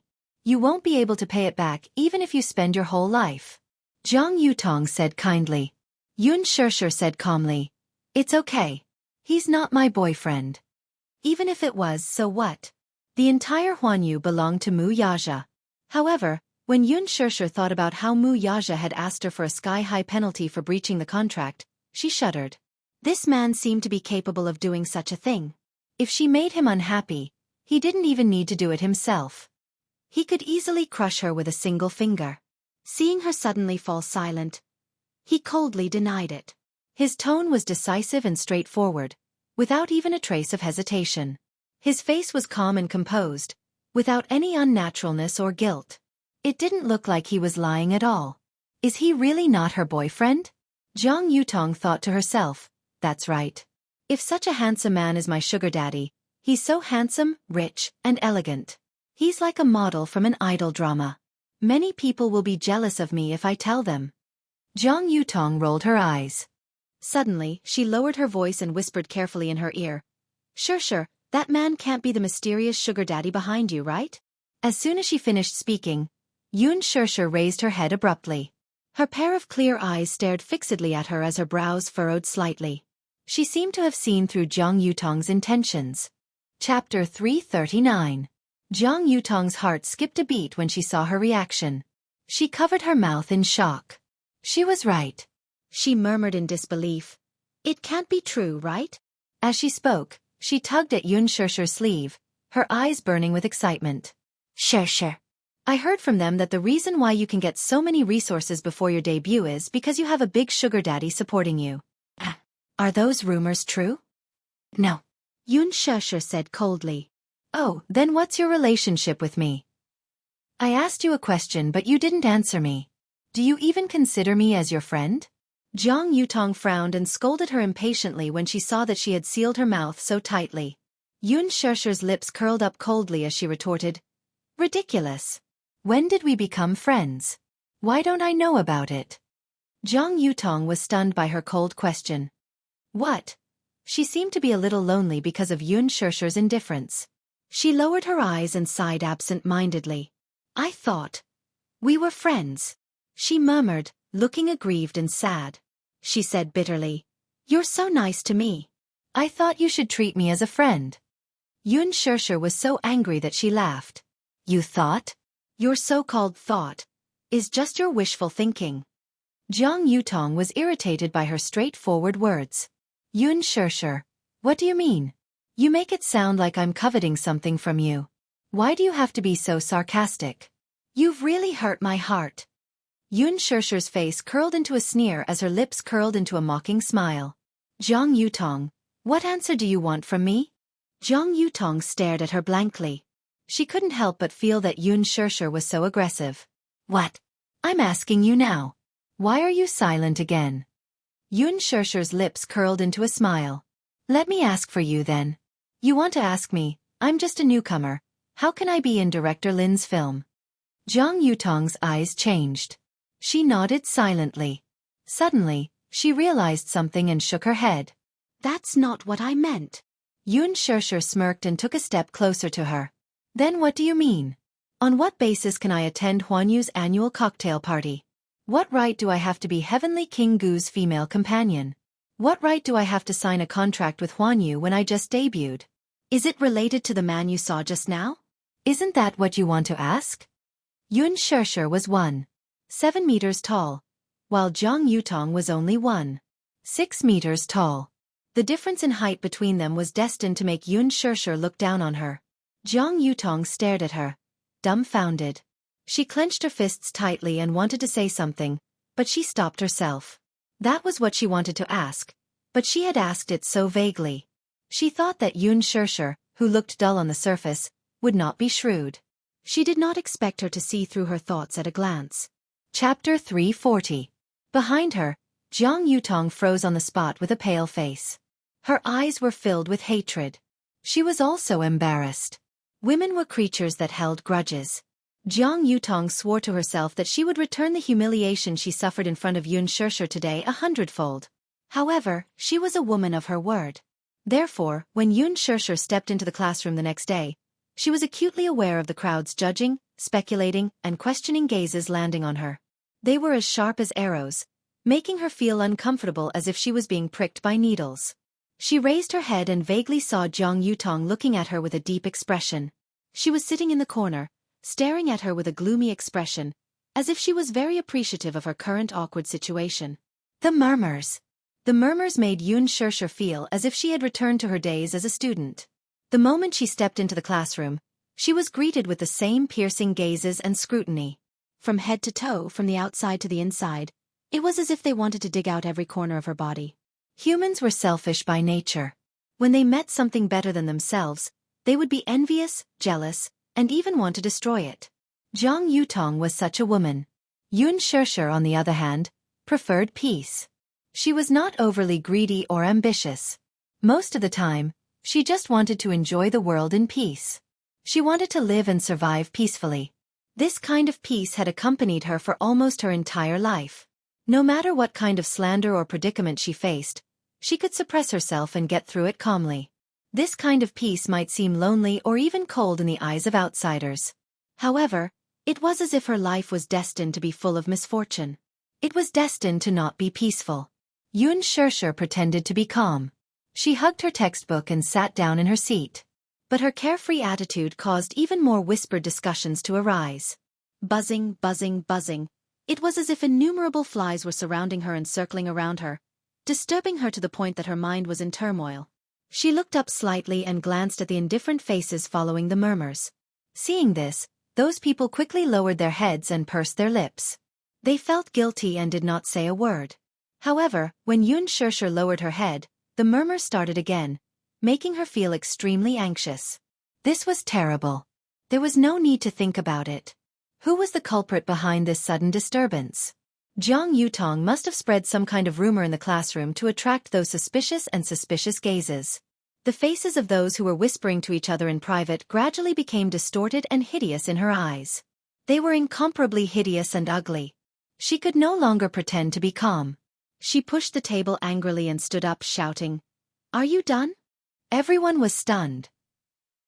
No one expected Xianxia, who was usually quiet and even timid, to the point that she was actually angry. For a moment, it was as if the air had frozen. Until Jianghu sneered, "No one is talking about you. What are you thinking? You're deaf, but I'm not." Xianxia retorted with a sneer. Jianghu choked for a moment and was speechless. People who looked easy to bully were not easy to bully. Chapter 341. Suddenly, a voice came from the classroom. "You're the only one who's allowed to do it, but we're not allowed to talk about it?" "Who's talking?" Xianxia's cold gaze swept over. "If you're talking to me, please stand up first and let me see who you are. This is the basic courtesy between people. Who's afraid of you? Do you think you're so great just because you have a sugar daddy to rely on?" In the second row, a pretty girl with a ponytail stood up unhappily. "We're talking about you, so what?" Xianxia's eyes narrowed as her lips curled into a cold smirk. Everyone present shuddered inexplicably at this sight. "What are you talking about?" Her voice was very soft and light, but it revealed a sense of coldness. This coldness was not indifferent on the surface, but it was bone-chilling. That ponytailed girl was also a little frightened by her tone and shrunk her shoulders slightly. But when she thought of the dozens of people in the training class who were on the same side as her, she regained some courage and said, "We're talking about how unclean you are and how you use dirty and despicable methods." Xianxia's expression did not change. For example? Do you still need to ask me about what you've done?" That girl sneered and said, "Yesterday, someone saw a man walking out of your lounge. You're the only one using that lounge, and I don't know who gave you the privilege. That man must be your sugar daddy behind the scenes. I say, although you're a newbie, you have so many resources. You obviously relied on the unspoken rules to get to your position." Her words were laced with sticks and spears, aggressive. Xianxia said indifferently, "A woman's jealousy is really scary." "What did you say?" "I'm jealous of you." That girl slammed the table in exasperation and said angrily, "Let me tell you, I've reached this step by relying on myself. Unlike some people who don't walk on the bright path and choose to follow the dirty unspoken rules. Xianxia, don't let me get hold of any evidence, or I'll expose you." In a moment of impulse, she said these words. After saying it, that girl suddenly regretted it. Looking at Xianxia's cold and disdainful eyes again, it was as if she was mocking her ignorance and childishness. "Do you think everyone is the same as you? What do you mean? Are you as pretty as me? Do you have my acting skills? Do you have my aptitude? Only those who aren't capable need to rely on the unspoken rules. But I don't need to." Suddenly, a few mocking laughter could be heard in the classroom. The girl was so embarrassed that her face flushed red. She pushed her desk away and quickly walked up to Xianxia. Pointing at her, she said, "B*Tsich, what's the point of only knowing how to sow discord here? Are you saying that I'm not as pretty as you? Do you with your acting skills? Do I have your aptitude? Where do you?" "I'm to she said coldly. However, there was no rebuttal in the classroom. Xianxia in terms of aptitude, no one in the class could compare to Xianxia. There was no room for rebuttal. "Bitch!" That girl flew into a rage out of humiliation and rushed towards Xianxia's face with threatening gestures. Chapter 342. Xianxia reached out and gently wiped the mark on her neck. With a sharp glint in her eyes, she casually picked up a heavy pencil case from the side and smashed it at her face. The pencil case was made of iron. When it hit the girl's forehead, it broke a layer of skin and blood oozed out. No one in the training class expected the situation to go out of control. They were all stunned. The ponytailed girl clutched her forehead in pain and retreated a few steps in a sorry state. Looking at the bloodstain on her hand, Her face flushed red in an instant. Feeling wronged and unbearable, her eyes reddened. Losing her rationality, she picked up a stool from the side and hurled it at Xianxia. There were a few exclamations and attempts to dissuade her. However, her movements were too fast. There was no time to stop her. In the blink of an eye, the stool hit Xianxia. Xianxia couldn't dodge in time and was hit by the stool. She staggered and fell to the ground. At the same time, a thunderous roar came from the door. "What are you doing?" Everyone looked over and saw the deputy artistic director, Jianghu, standing at the door angrily. His eyes were fixed on the stool in the ponytailed girl's hand. The veins on his forehead were bulging. What surprised everyone even more was that Huanyu Entertainment's top manager, Jianghu, was standing behind him. Beside him was the famous Heavenly King, Xianxia. The newcomer training class would usually invite famous artists to teach the newcomers. In the past, Xianxia never participated in the newcomer training class. Even when Ji Yanluo personally invited him, Xianxia dismissed him with a look of disinterest. This time, he didn't know what possessed him, but he actually said that he wanted to come with Jianghu to the newcomer training class. Jianghu was one of the instructors of the newcomer training class. He cursed in his heart. This guy just came back from Milan Fashion Week. When he got off the plane, he found out that Xianxia was in the newcomer training class. He took the initiative to come and listen to how he teaches the newcomers. Listen to his lecture? Who are you kidding? He's obviously worried about a certain woman. However, before they could enter the classroom, they heard the commotion from afar and hurried over. Obviously, they had clearly seen the scene in the classroom just now. The ponytailed girl didn't expect them to suddenly appear. She only cussed in her heart. She was so impulsive that she forgot where she was. She hurriedly put down the weapon in her hand and stood there helplessly. Her face was in a daze, and she didn't dare to believe what she had done when she lost her mind. "What are you doing?" Zhang Yun stepped forward, and just as he was about to lash out, a light breeze blew past him. When everyone came back to their senses, they saw that Xianxia had actually walked to Xiaoxia's side with a nervous expression. He bent down slightly and crouched down, holding up her wrist with some heartache. Earlier when that young lady had swung the stool towards her, she had instinctively stretched out her arm to block it. On her pure white arm, a thick bruise had instantly appeared. In Xiaoxia's eyes, he couldn't hide the pain in his heart. He carefully touched the wound, causing Xianxia to frown. "Does it hurt?" he asked nervously. Xianxia shook her head and gritted her teeth. "It doesn't hurt." "You're still saying it doesn't hurt?" Xianxia knew her well. No matter how painful it was, she would try her best to endure it. Seeing the cold sweat on her forehead oozing uncontrollably, Xianxia suddenly raised his head. A dangerous glint flashed across his cold eyes. "Who hurt you?" There was a strange silence in the classroom. The dead silence was suffocating. Chapter 343. Who hurt her? He was at the back of the group, so he did not see what happened just now. When he stood at the door, Xianxia had already fallen to the ground. Beside her, a ponytailed girl was holding a stool in her hand, standing there in a daze. There was a strange silence in the classroom. Everyone was frozen in place, and no one dared to make a sound. This was the first time they saw Xianxia's real face. In the past, they mostly saw the image of the Heavenly King on the television screen. Sometimes he was arrogant, sometimes he was cold, and sometimes he was gentle. This was everyone's first time seeing Xianxia's real face. Compared to his image on the screen, he was more noble and handsome, as if he was born naturally. However, at this moment, his body exuded a bone-chilling coldness. His eyes were cold and terrifying. It was as if he could kill someone with a single glance. No one dared to move, or even make a sound. Even the sound of their breathing was carried out quietly, for fear of angering the man in front of them. Who hurt her? Xianxia questioned her coldly again. His powerful voice reverberated in the huge classroom, numbing everyone's nerves. Someone pointed weakly at the ponytailed girl standing by the podium and whispered, It's Louis.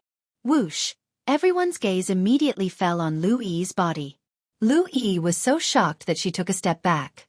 Her back was against the blackboard, and she could not avoid it for a moment. Her shoulders trembled and she finally mustered up the courage to argue. It's not me. It's Xianxia. She was the one who attacked me first. As she spoke, As if she was grasping at a thin life-saving straw, she kept showing Xianxia the wound on her forehead that was still bleeding. She said pitifully, "Look, she hit me and left this. She hit me first, so I hit her back. I was just defending myself." No one spoke, and no one testified. At this moment, everyone remained silent, and no one dared to speak. In fact, no one saw that it was Xianxia who made the first move. Instead, it was Lu Yi who made the first move and hurt Xianxia. Then, Xianxia fought back. Every training room was equipped with surveillance cameras. Once they checked the records, the truth would be revealed. Therefore, no one dared to get involved in this mess. Jianghu was also stunned, completely dumbfounded. Like many young girls, she had a Prince Charming in her heart. Xianxia had been in the entertainment industry for many years. With his handsome appearance and solid acting skills, he had captured a considerable number of fans, and Jianghu was one of them. She deeply admired Xianxia. He was the only national idol in her heart. Although there were many new stars in the entertainment industry, no one could replace Xianxia's position. However, at this moment, she saw the man of her dreams hugging Xianxia's shoulders lovingly. His eyes were filled with tenderness as he inquired about her well-being. The doting look in his eyes could hardly be concealed as it overflowed like a river. She stared at him, dumbfounded. Her heart was filled with mixed feelings. Bitterness, jealousy, and most of all, jealousy. Jealousy. How could she not be jealous? If Xianxia could speak to her gently, she would be so happy that she would go crazy. But the idol in her heart was holding another woman, and this woman was the one she hated the most. Why? Chapter 344. Why was it Xianxia? She wished that the person lying in his arms right now was her, not Xianxia, who had used underhanded means to climb up the social ladder. Xianxia raised his head coldly and glared at Lu Yi expressionlessly. He suddenly said coldly, "Huanyu Entertainment will not sign a contract with a trainee who causes trouble." Everyone was in an uproar as soon as he finished speaking. Xianxia's short sentence completely cut off Lu Yi's path to stardom. Xianxia was one of the major shareholders of Huanyu Entertainment. He held 1/5 of Huanyu's shares, so his orders were naturally powerful. It was not inferior to a ban order. This huge Huanyu corporation could be considered half of his world. If he wanted to expel a trainee, it was just a matter of moving his mouth. It was not difficult. However, Lu Yi had spent a lot of effort to get into Huanyu's training class. This opportunity was very precious. If she missed it, there would not be a second time. If she could successfully graduate from the training class, she would be able to debut. Debut, how many people dreamed of it? But he had removed her from the class with a simple sentence. This meant that she would be permanently frozen in Huanyu. That was too cruel. Xianxia's eyes flashed slightly. Her gaze fell on the helpless Lu Yi, but she did not say anything. Lu Yi opened her mouth in shock. Her eyes were filled with fear and shock. What? What do you mean? Please get out. You have lost the right to sign a contract and debut. Xianxia's thin lips parted slightly. His tone was frosty. Everyone was stunned, including Jianghu. She was Xianxia's hardcore fan, so she knew that as a shareholder of Huanyu, he had a lot of power in his hands. But she did not expect that he would ban someone for Xianxia. The training class was silent for a long time. Xianxia didn't say anything else. He bent down and carefully pulled Xianxia into his arms, lifting her up easily. His every movement was so careful, as if he was afraid of hurting her, as if he was treating an extremely fragile treasure. Lu Yi said unwillingly, "Heavenly King Gu, I'm your fan. In my heart, only a noble and elegant woman is worthy of your status. This woman is not worthy of you." Xianxia ignored her indifferently and was about to leave the classroom with Xianxia in his arms. Lu Yi rushed forward and grabbed his arm. Don't you know? She relied on the unspoken rules to get to her position. "Let go," he warned in a cold voice. His cold gaze was like a sharp sword, shooting at the back of her hand. Lu Yi was frightened by his gaze and took a step back. However, she finally gathered her courage and cried, "Since you want to fire me, then please give me a satisfactory explanation." Xianxia is also a student of the training class. She has already signed a contract with Huanyu. I remember that the contract states very clearly. During the contract, she can't be in a relationship. Otherwise, It's a breach of contract. Yesterday, someone saw a man entering and leaving her lounge. She obviously relied on dirty means to get to her position. Why does she have special treatment? Shut up. Lu Yi did not care about his warning. If she lost the right to sign a contract, Xianxia would not have an easy time either. Chapter 345. This has nothing to do with you. Xianxia could not be bothered to listen to her explanation and left with Xianxia in his arms. Qin Zhou's expression changed slightly when he saw Xianxia leave. He instructed Jianghu to tidy up the situation and left in a hurry. Xianxia brought Xianxia to his studio on the 30th floor of Huanyu Tower. Xianxia's studio occupied a total of 500 square meters of floor space. The entire floor was his world. When the elevator door opened, a simple yet luxurious living room came into view. The private doctor was already waiting in the living room. Qin Zhou had hurriedly contacted the private doctor in Huanyu Tower just now. Xianxia placed Xianxia on the single bed behind the screen and turned around. Come and take a look at her. The doctor observed Xianxia's expression and saw how nervous he was.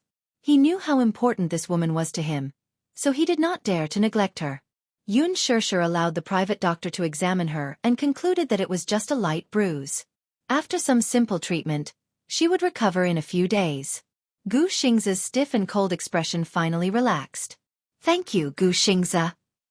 Xianxia said gratefully from the bottom of her heart. She did not mention a word about what happened in the classroom just now.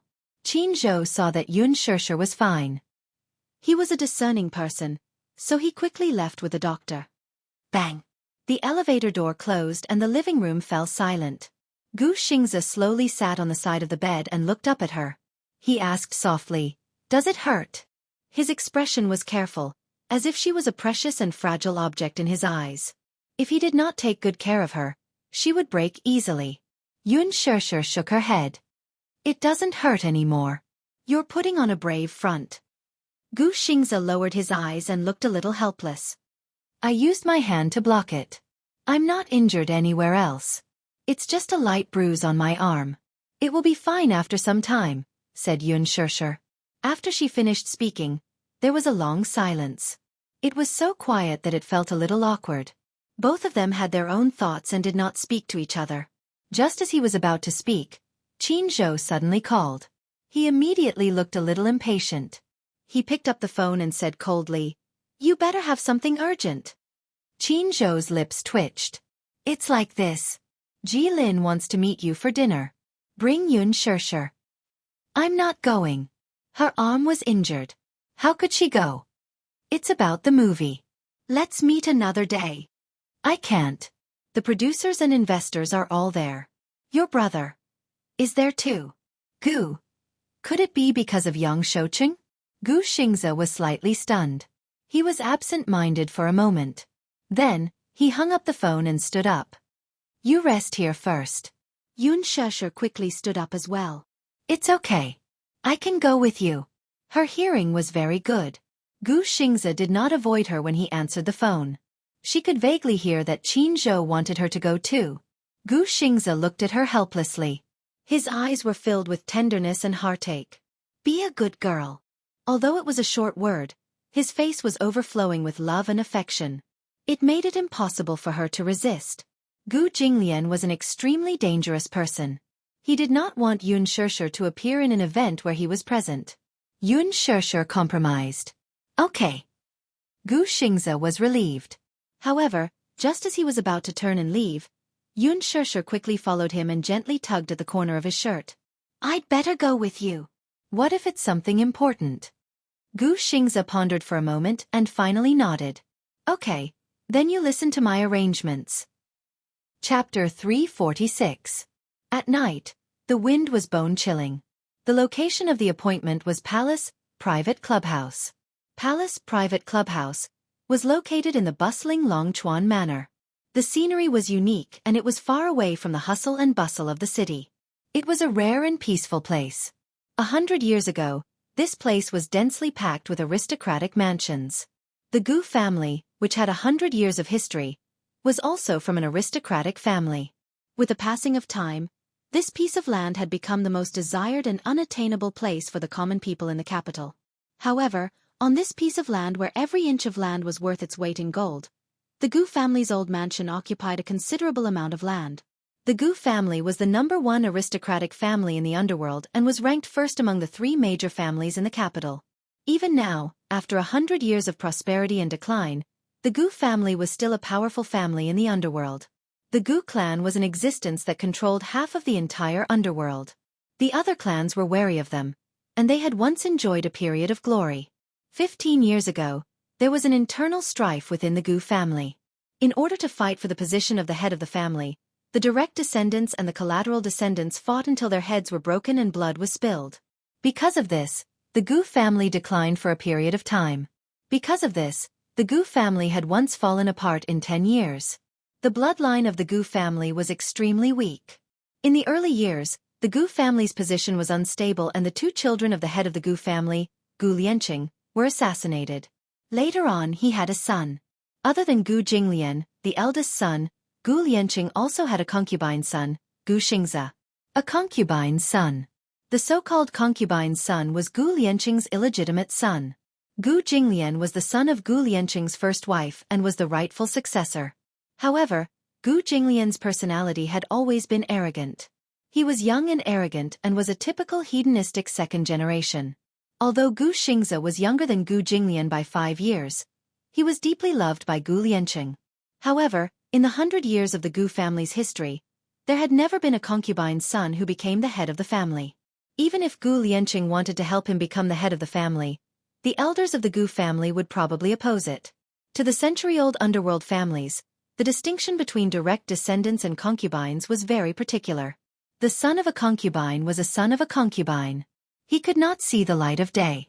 In the car, Gu Xianxia stared coldly at the passing scenery outside the window. His identity had always been a shady one. He had never even stepped into the Gu family with a proper identity. When Gu Lianqing passed away more than a decade ago, Gu Xianxia was only 10 years old. Gu Jinglian called him to his side and gave him a bank card and a plane ticket to a foreign country. This was the first time the 2 brothers had met, but it was also a farewell. At that time, Gu Jinglian had already successfully inherited the position of the head of the Gu family.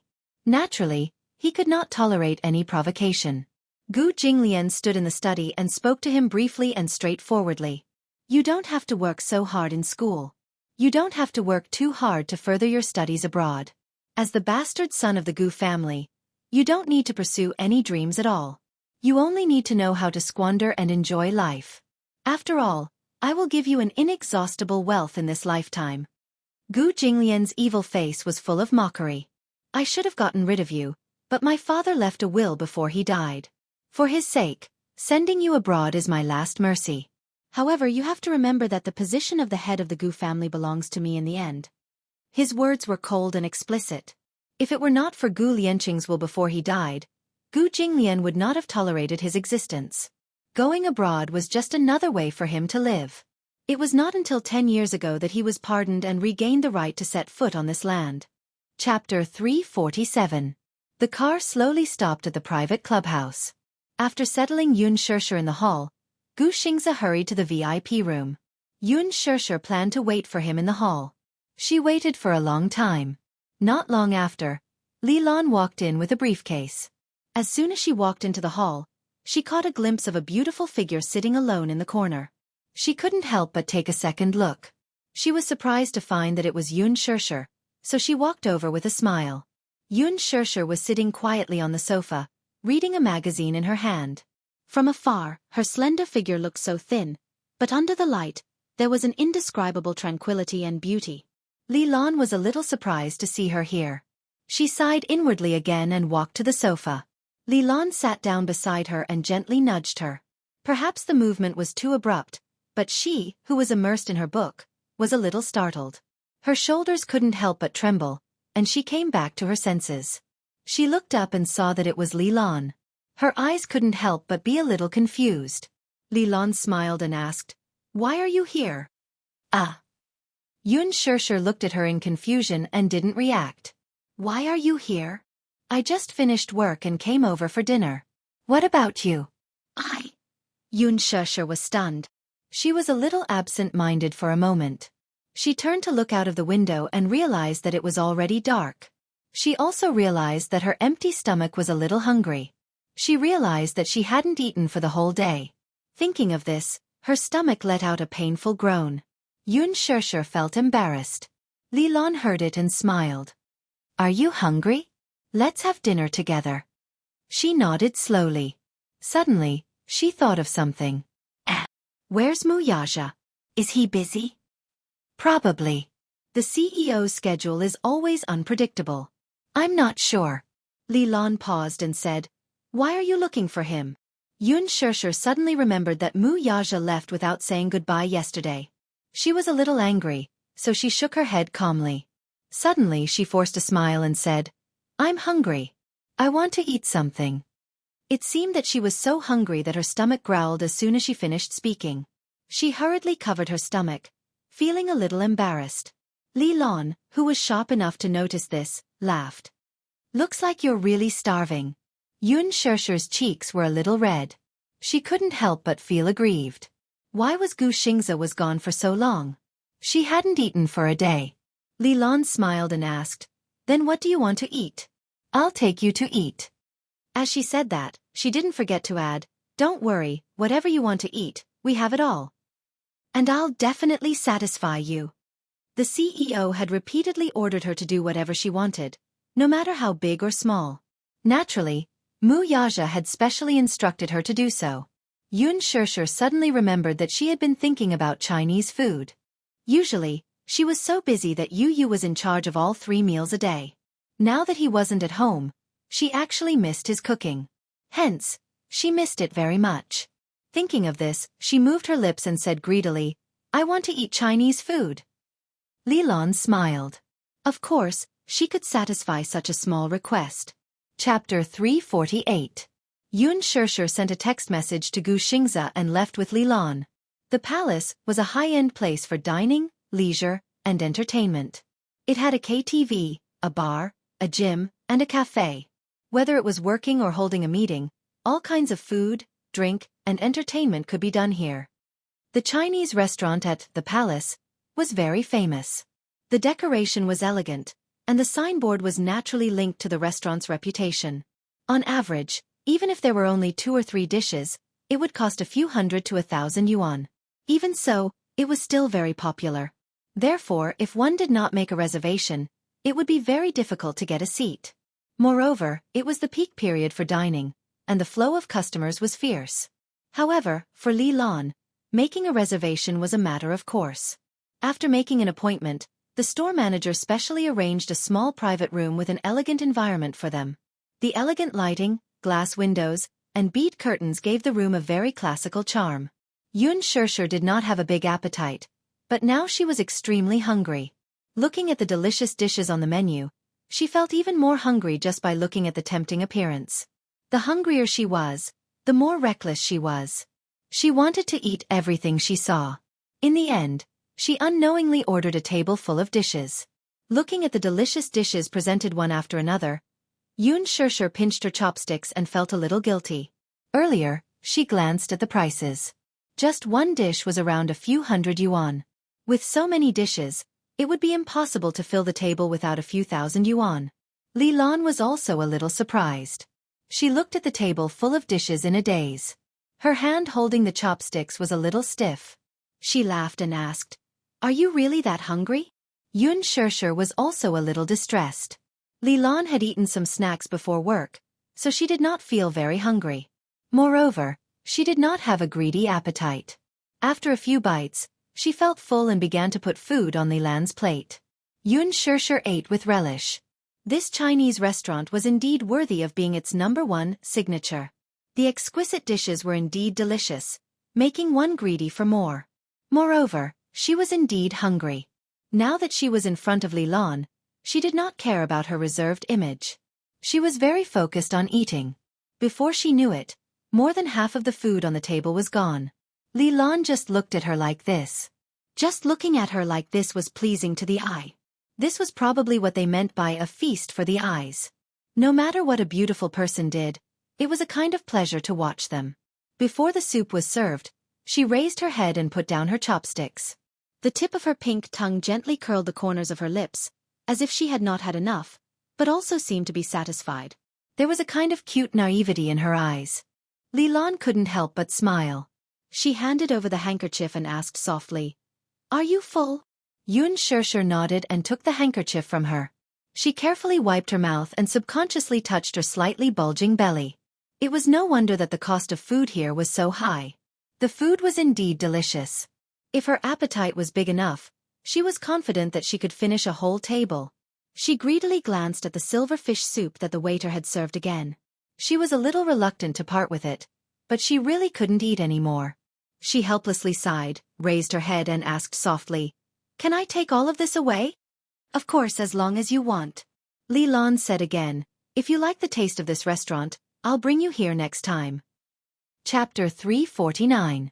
Only then did Xianxia reveal a satisfied smile. "It's getting late. Xianxia, let's go back." Xianxia didn't show any disgust when Li Lan addressed her intimately. In her heart, she already had a good impression of Li Lan. Hence, she didn't reject Li Lan's affectionate nickname for her. She nodded, stood up, and followed Li Lan out.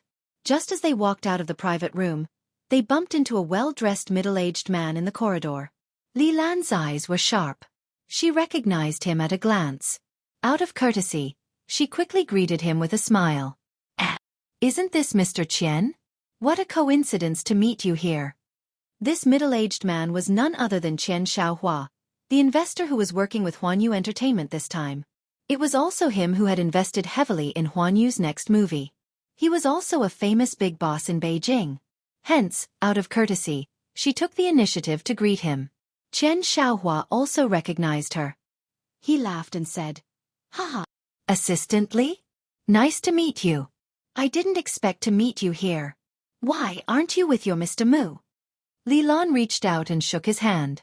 She was about to answer.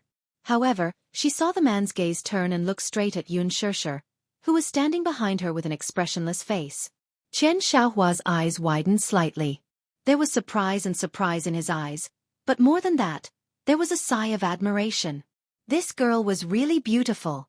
At first glance, she was already a celestial being. Her existence even brought light to this dimly lit corridor. Perhaps his gaze was too intense, or perhaps it was his gaze that was unique and invasive. Xianxia came back to her senses and followed his gaze. Instantly, she felt a little uncomfortable from the piercing gaze and unconsciously hid behind Li Lan. However, her dodging action in his eyes suddenly became a different kind of feeling. She seemed to be shy. It was no wonder that she would be shy. Regardless of whether it was her dressing or her mannerisms, she looked very young and inexperienced. Putting aside her innocent tone, just her tender and beautiful little face was enough to make his heart itch. This girl was somewhat to his liking. It wasn't as if Qian Shaohua had never played with women before. He was the pride of the business world and an investor in the entertainment industry. He had been in the industry for many years and could be said to have traveled among the flowers. With his successful status, he would play with women very fiercely. It wasn't that he hadn't played with innocent girls and schoolgirls before. He had played with plenty of them. But in this era of material desires, how could there be true innocence? They were all pretentious and delicate in order to become famous. At first, he felt that they were a little interesting and charming, but after a long time, most of them were exactly the same. It was inevitable that he would find them boring and annoying. Thus, as he sized her up, his gaze became even more indifferent and deep.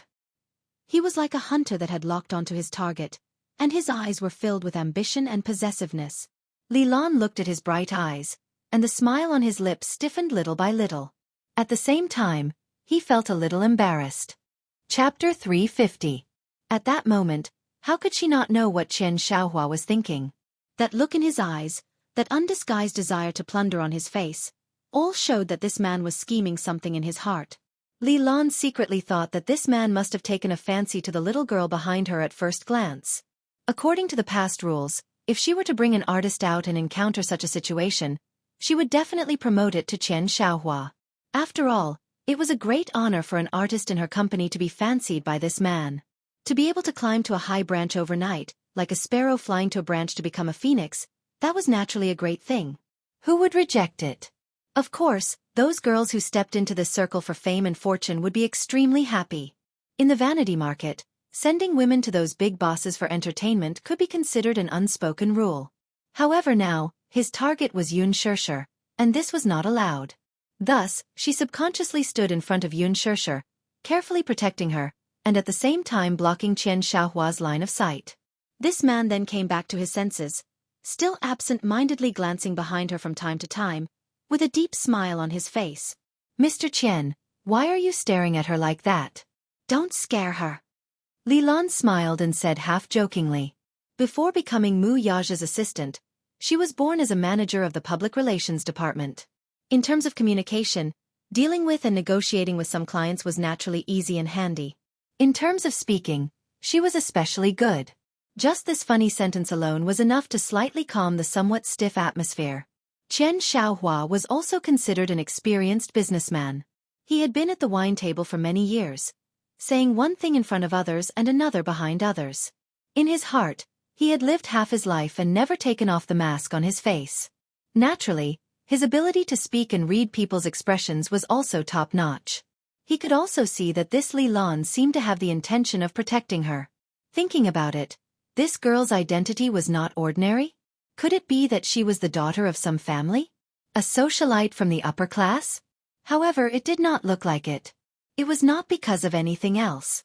It was just that this girl did not have the arrogance and brashness that people in this circle should have. Instead, she had an air of arrogance about her. However, this arrogance was the kind that was ingrained in his bones. He was stubborn and determined. Moreover, the clothes she was wearing did not look like those of an aristocratic family's daughter. They were all simple designs. One had to know that all socialites from aristocratic families dressed extravagantly. Therefore, he rejected this idea. Since he didn't have any background, there was nothing to worry about. He had taken a fancy to this girl. This girl is so pretty. Xianxia praised from the bottom of his heart. Then, he smiled and looked at Xianxia with an inquisitive look. Which family are you from? TSK, why haven't I seen it before? Oh, this girl. Li Lan smiled. Although she was in a difficult position, she still smiled and introduced, "This is an artist signed by Chairman Mu himself. She's a very talented newcomer. But I haven't officially debuted yet. Once I officially debut, I'll have to ask for your help, CEO Chen." Chapter 351. She had deliberately emphasized the words, Chairman Mu, and personally. The meaning behind her words was already unclear. However, Xianxia was also very stubborn. Once he set his eyes on a woman, his determination would not be shaken even by thunder. "Hey, don't mention it." Haha. "Of course, I can't not support Master Mu." He smiled and said a few more polite words. Then, he looked at Xianxia meaningfully. The latter was obviously not used to his almost bone-piercing gaze, so she avoided Li Lan's gaze even more. She really didn't like this man looking at her as if he wanted to devour her completely. Noticing that she was avoiding his gaze, Li Lan's smile remained unchanged. However, she was slightly nervous. She couldn't help but secretly criticize the man in front of her. It was really difficult to deal with this man in front of her. Although she was Mu Yaja's assistant, Xianxia's prominent status was there, so she couldn't appear too strong. After all, she was just a small assistant. She had to be very careful with her words in front of a big shot. However, if she was to be more tactful, this old man was really cunning. He deliberately misunderstood her meaning and wanted to avoid her. He was determined to get Xianxia. However, if she insisted on Mu Yaja's face and rejected him, she was afraid that it would hurt the harmony between them. It didn't matter. The key was that Chairman Mu was now cooperating with him. And this cooperation was not a small matter. They had invested in a blockbuster film. Now that everything had been finalized, they only lacked one thing. If something like this happened halfway, she would have to bear the consequences. Moreover, she really couldn't understand Mu Yaja's thoughts. It was difficult for her to guess at the moment whether this Xianxia was important to Chairman Mu or not. If she called and asked in front of him, she wouldn't give him a way out. If Chairman Mu didn't respond, he would blame her for not doing things properly. She wouldn't be pleasing either side. It was a dilemma. Now Li Lan, who had been through a lot, was also trapped in the current situation. It was extremely difficult for her.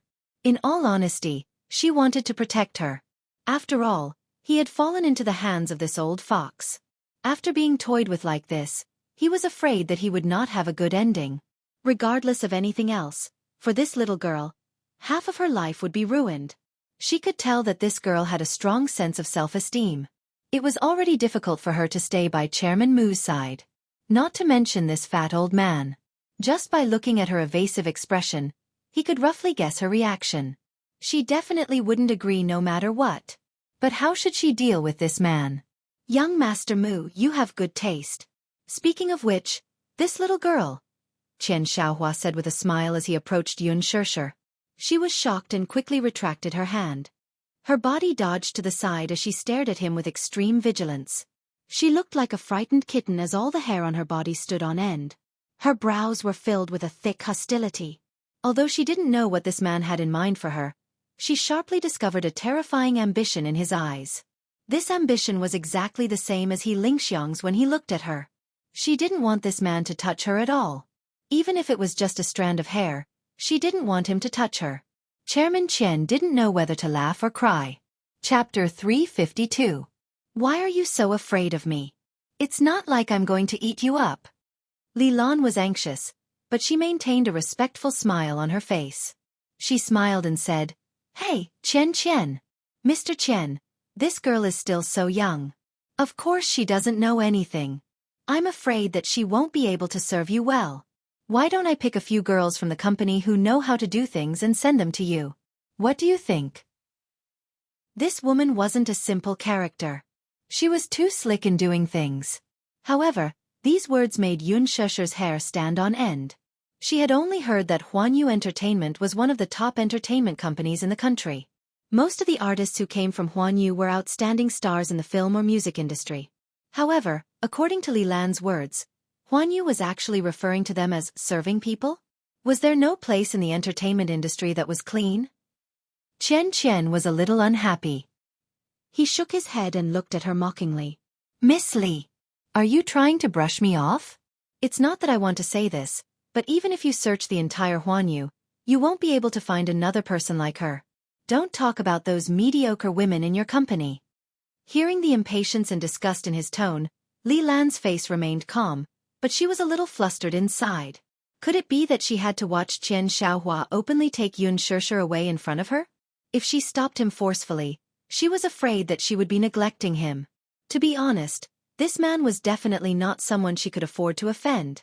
With such a tough attitude, even if she brought up the CEO, this man would still be fearless. It was no wonder that he didn't care. Everyone in the entertainment industry knew that Master Mu would never treat the artistes in his company seriously. Women were dispensable. Hence, Chen Xiaohua naturally didn't mind. He was probably thinking that it was just a woman. Would Master Mu be so calculative with him? However, she hadn't been by the CEO's side for so many years for nothing. She could more or less tell that this girl was special in the CEO's heart. It was special. Li Lan sighed inwardly and held Xianxia's hand tightly. Chen Xiaohua waved at Xianxia and motioned for her to come over. However, Xianxia remained silent and expressionless as she leaned against Chen Xiaohua's side. Chen Xiaohua was a little anxious. "Aya, you lass. How could he be so immature? How did Miss Li teach you?" Xianxia pursed her lips and opened her mouth. She wanted to scold him fiercely, but no sound came out. However, Li Lan squeezed her hand tightly. Li Lan seemed to be telling her not to speak, so she bit her lip again. Li Lan hurriedly said, "Mr. Chen, you have to do it for Mr. Mu's sake, right? After all, this girl belongs to him, and no one can touch her." President Chen, you. Chapter 353. Since Mu Yaja was not around, he could do whatever he wanted. Who did not know how to do one thing in front of others and another behind their backs? When Li Lan relayed his words back to Mu Yaja, there was no testimony, so he could just deny it. Who would believe a mere assistant? When the time came, Li Lan would be in deep trouble. She had to admit that this sly old fox had a shrewd plan. Li Lan was stunned. Although her expression did not change, she secretly sucked in a breath of cold air. This Chen Xiaohua was really gutsy. However, when she saw him reaching out to take Xianxia away by force, she instinctively stood in front of her protectively. Just as her mind went blank from nervousness, an extremely gloomy sneer was heard from the end of the corridor. Tell me, whose face do I have to give in to? This casual sentence was laced with a gloomy coldness. It was like a sharp sword sealed in ice, piercing one's heart to the point of numbness. Xianxia was stunned, and his hands froze. How could he not recognize this voice? However, this voice was so cold that even the expression on his face froze. After a moment of shock, he abruptly turned around and saw a stalwart figure slowly walking toward him. The man had a head of black hair and was dressed in a well-ironed handmade suit. He was arrogant, domineering, and confident.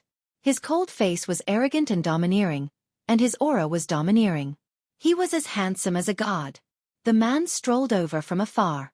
His steps were steady and calm, just like a lion walking in its own territory.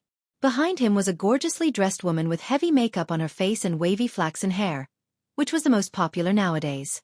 She was very Western-looking.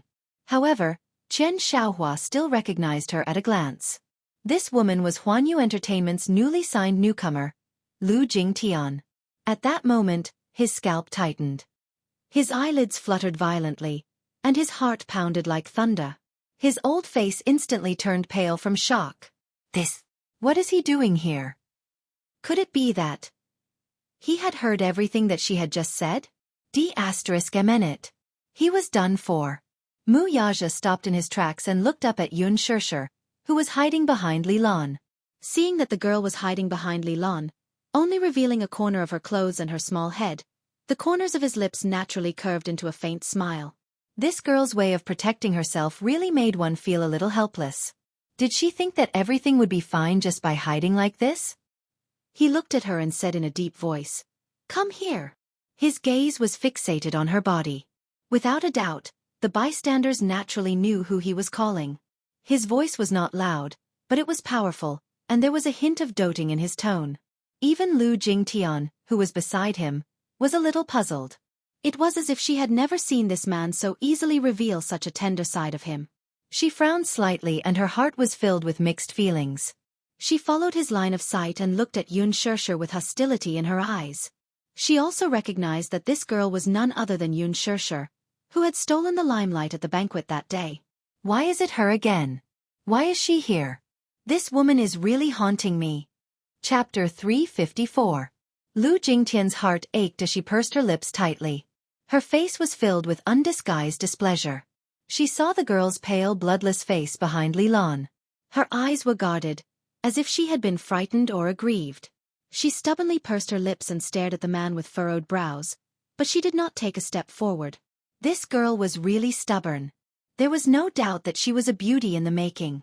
Li Lan, on the other hand, was secretly surprised. Even she did not expect the boss to suddenly appear here. In her moment of shock, she saw the boss asking Xianxia to go over, but the lass did not move. She seemed to be angry, so she reached out and pulled the girl out from behind her, pushing her in the direction of her boss. Silly girl, why aren't you going over? Xianxia lost her footing from the push and fell toward Wuxia, straight into his muscular chest. She awkwardly got up and retreated, wanting to keep a distance from him, but the man's strong arm wrapped around her waist domineeringly. She was forced to snuggle against his chest, and all she could hear was his strong heartbeat. That heartbeat was like a tranquilizer, and it quickly brushed away the uneasiness in her heart. Thus, she did not resist and obediently stayed put. The man lowered his head and looked at her little head buried in his chest. His thin lips curled up. He was obviously very satisfied with her submission, but he was still a little dissatisfied inside. In her mind, it had only been a few days since he had last looked for her. It had only been a few days. He did not expect this lass to be so restless and quickly attract bees and butterflies for him. She had attracted the attention of others. This more or less made him feel unhappy in his heart. Just like his boldness and means in the business world, this man's possessiveness was unreasonably strong when it came to relationships. Although he did not care much for other women and could summon them at his beck and call, this girl had an invisible and unique place in his heart. Although he did not admit it, nor did he realize it, it was undeniable that he found other men touching, peeking at her, and drooling over her to be an eyesore. I'll settle the score with her later. Lifting his chin slightly, Wuxia swept his gaze across the room and stared at Xianxia like a ferocious tiger. The latter's heart trembled when he was stared at by that sharp gaze. His scalp immediately went numb, as if he was being stared at by some ferocious beast. Xianxia turned pale with fright. His domineering aura was quickly defeated. He lowered his head in disappointment and called out weakly, "Chairman Mu." This made it seem like he was extremely guilty. In the past, Xianxia's status was enough to address Mu Yaja as young Master Mu. However, he was so nervous that he subconsciously changed the way he addressed him and addressed him as Chairman Mu. Lu Jingtian smiled and casually said, "Oh, you're right. Boss Chen, long time no see. It's rare to see you today, and I heard your loud voice as soon as I arrived. No wonder young Master Mu is unhappy. What you said just now was too arrogant." Chapter 355. Xianxia's forehead was sweating profusely and his voice trembled slightly. I didn't mean it, I didn't mean it." Mu Yaja's lips curled up slightly, but it was an extremely cold smile. His gaze deepened and the coldness in his eyes became even more gloomy. "Chief Qian is very interested in my woman?" After saying that, his arm forcefully wrapped around Yun Shishir's shoulders and pulled her towards himself. This action seemed to be a silent declaration. This woman was his. The man who was still holding his head high immediately lowered his head humbly like a tortoise grandson. Beads of sweat dripped down his forehead and he was extremely flustered. This. Xianxia was in a dilemma. It wasn't appropriate to admit it, but it wasn't right to not admit it either. He was afraid that this man had heard everything that he had said just now. Otherwise, why would he be glaring at him like a tiger eyeing its prey? He had only said those words to show off when Mu Yaja wasn't around. Who would have thought that he would coincidentally bump into him and even hear every single word? He didn't dare to raise his head to look at the man's gloomy expression. Just hearing that cold voice was enough to scare him out of his wits. To be honest, he had only seen Mu Yaja once. Most of the time, it was when they were talking about cooperation at the wine table. In his eyes, Mu Yaja was the noble and arrogant crown prince of an aristocratic family. Although he was young, perhaps it was because he came from an aristocratic background, he had been pampered and cultivated an arrogant personality. It was to the extent that he always looked down on everyone and never put anyone in his eyes. However, when it came to his background, it was extremely mysterious. At least, the people in their circle didn't know anything about it. After being together for so many years, they only knew a little. He only knew that on the surface, this young Master Mu was the famous entertainment tycoon in the capital and he was in charge of 2 entertainment companies with strong qualifications. However, in actual fact, he was an important figure in an aristocratic family. The power behind him was something that they couldn't afford to offend. With just a yawn, the entire financial street would be shaken. This wasn't a groundless rumor. Just based on the fact that the mayor had to condescend to meet him, it could be seen that this kid's background was extraordinary. Because of this, everyone respected this young CEO and bowed down to him. Rather than saying that they were in awe of him, it was more accurate to say that they were afraid of the mysterious power behind him. And this man, in actual fact, he was also a master with ruthless methods. There was a saying in the circle, if you can't become young Master Mu's partner, then you can't become his enemy. Otherwise, the consequences would be dire. Xianxia naturally didn't want to infuriate him over such a small matter. Hence he put on a serious expression. "Chairman Mu, you see, it's just a woman. It's fine if you don't want to give her up. This matters. Why should we hurt each other's relationship?" Hearing that, Mu Yaja glanced at him from the corner of his eyes. His eyes were languid and his angular face was filled with coldness as he said in a deep voice, "The words you said earlier, I don't like to hear it." His voice was slow and deep, with deep meaning behind it. Anyone who heard it would be able to sense his dissatisfaction. His heart skipped a beat as Xianxia gave a dry laugh and lowered his head to apologize. Chapter 356. Sigh. Those are all harmless jokes. Harmless? Mu Yaja coldly raised his eyes. His deep, almond-shaped eyes shone with a sharp glint. This. Xianxia stammered, not knowing what to say. Mu Yaja sneered and said indifferently in a low voice, "Mr. Qian, how can I feel at ease working with you when you're like this?" Xianxia was stunned, clearly not expecting him to say that.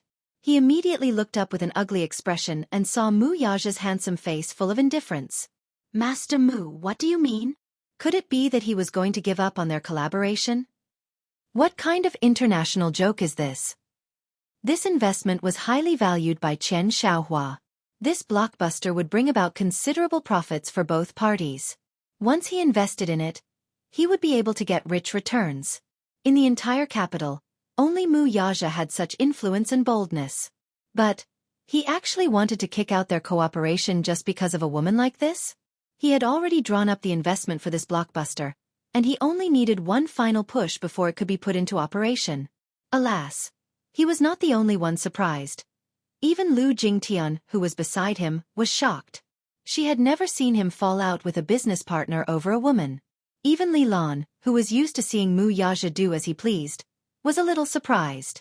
Her gaze involuntarily shifted to Yun who was in his arms. It seemed that Yun was indeed special to the boss. It seemed that she had done the right thing by defending her earlier. You should know what I mean. He was never one to repeat himself twice. He was disgusted by the way this man stared at his woman.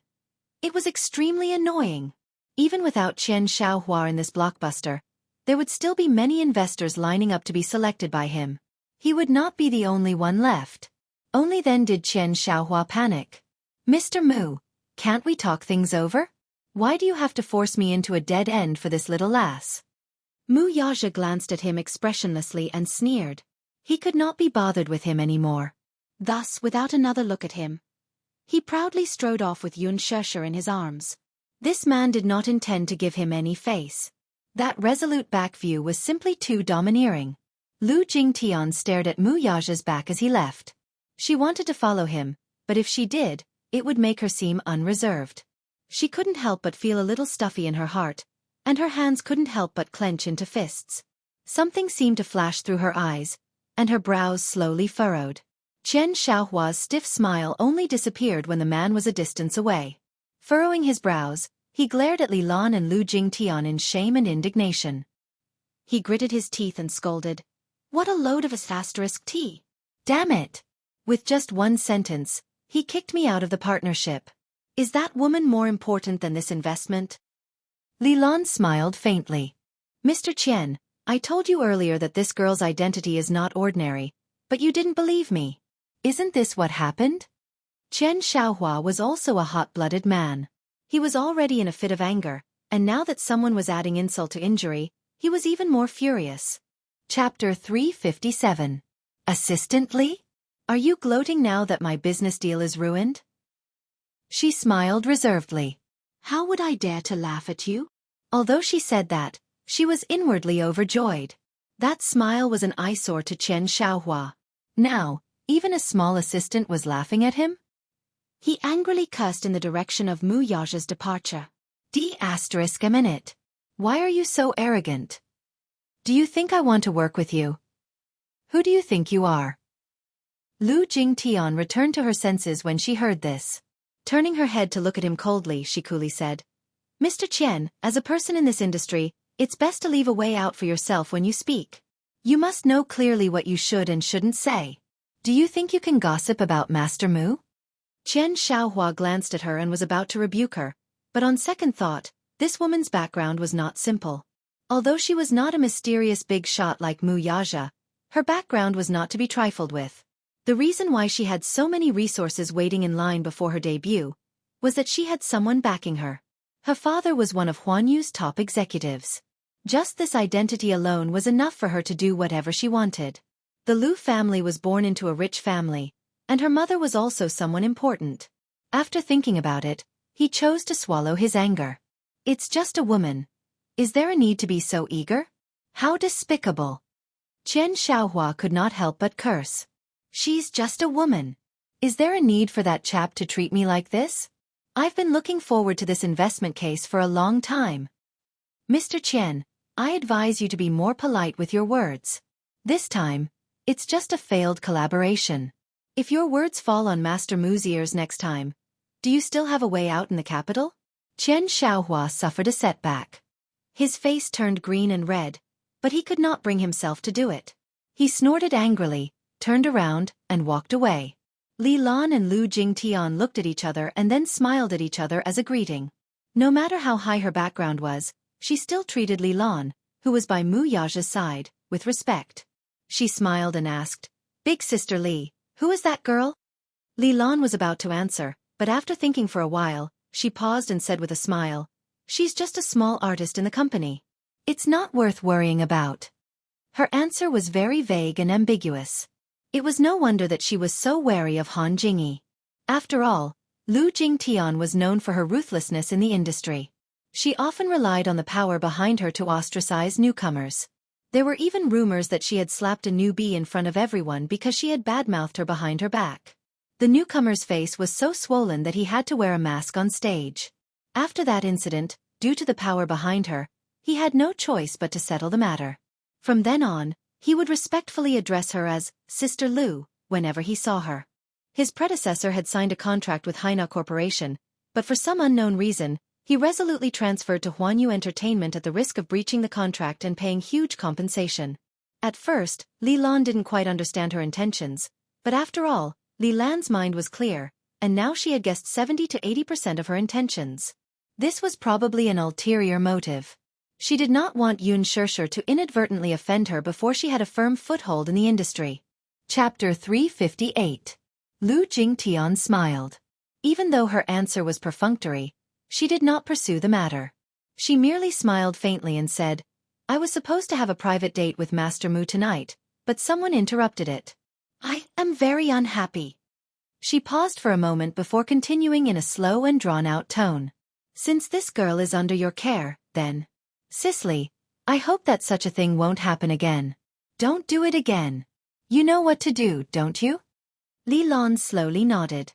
The smile at the corner of her lips was somewhat forced as her heart turned cold. Her words were considered a deterrent. Late at night, the evening breeze was slightly chilly. Along the way, Yun Shishir's face was pale, while the man's expression was even gloomier. She was practically half carried and half hugged by him the whole way. Her whole body was in his embrace, and it was as if she was about to become part of his flesh and blood. She raised her head, only to see the man's unusually cold expression. He seemed to be angry. She did not know why he was angry though. She, on the other hand, felt a chill in her heart when she heard the conversation between Li Lan and Xianxia. Mu Yaja carried Yun Shishir to the back seat and closed the door. The chauffeur started the car, and the streamlined sports car sped out of the clubhouse's entrance. She hurriedly broke free from him the moment she sat down. Her expression was somewhat unnatural as she leaned to the side. She glanced at him, only to see him leaning leisurely against the seat.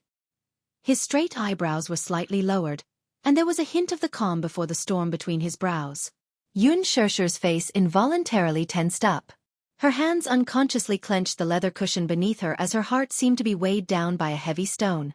Mu Yaja looked at her coldly. His lips suddenly curled into a half-smile. "Come here." Yun Shishir pursed her lips but did not move for a long time. She did not want to be so close to him. Moreover, he was now exuding such a sharp aura. It was as if she would be stabbed by the sharp, cold aura around him if she were to get any closer. The man, however, was dissatisfied with her stubborn behavior. "I never repeat my words twice." His eyes narrowed dangerously and his voice was as cold as ice. His slightly raised eyebrows were like the sharp edge of a sword. She was stunned, but in the end, she still moved a few inches closer to him.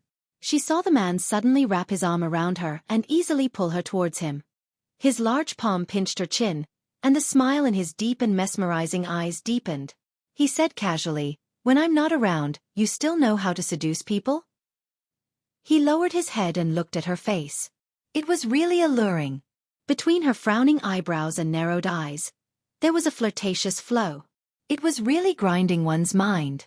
Even though it had only been 2 days since he last saw her, he missed her dearly. Especially when he held her in his arms, the desire hidden deep in his heart was immediately triggered. All the hormones in his body were stimulated, and he couldn't wait to take her in the car. However, in this aspect he was extremely stingy. He was stingy in displaying her beauty in front of others, stingy in showing her bewitchment to anyone other than him. Hence, when he thought of how that old man had looked at her with an unfathomable gaze, and how he had wanted to touch her with his dirty hands, just thinking about it made him feel extremely dazzled. If he hadn't coincidentally had a meal at the same private club, would this little thing have been snatched away by someone else? Chapter 359. In the past, he also knew what kind of person Xianxia was.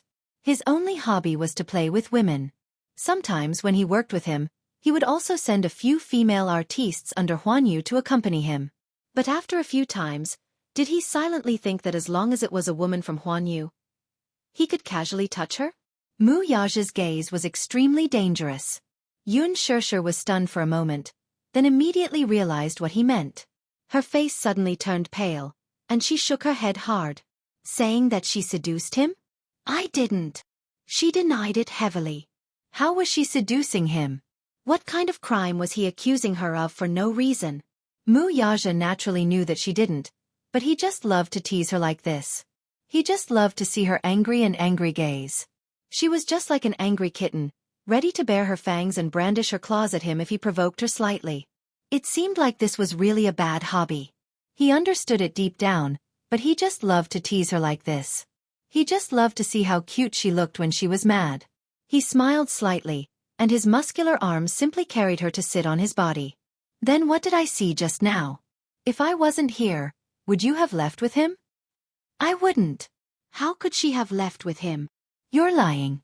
His large palm clasped the back of her neck, and the man's lips curled into a devilish smile.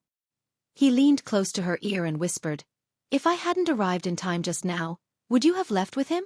Xianxia bit her lip. Just as she was about to speak, she lowered her eyebrows. It was only then that she realized how ambiguous and intimate their current position of hugging each other was. The two bodies were tightly pressed together, and there was no gap between them. In an instant, her face and ears were dyed red. Even her fair and delicate skin was slightly flushed. She couldn't help but move back, but he hugged her back to his chest again. Say it. I wouldn't. Why not? He asked again. Xianxia said angrily. You wouldn't. You wouldn't. You seem to dislike me? Why?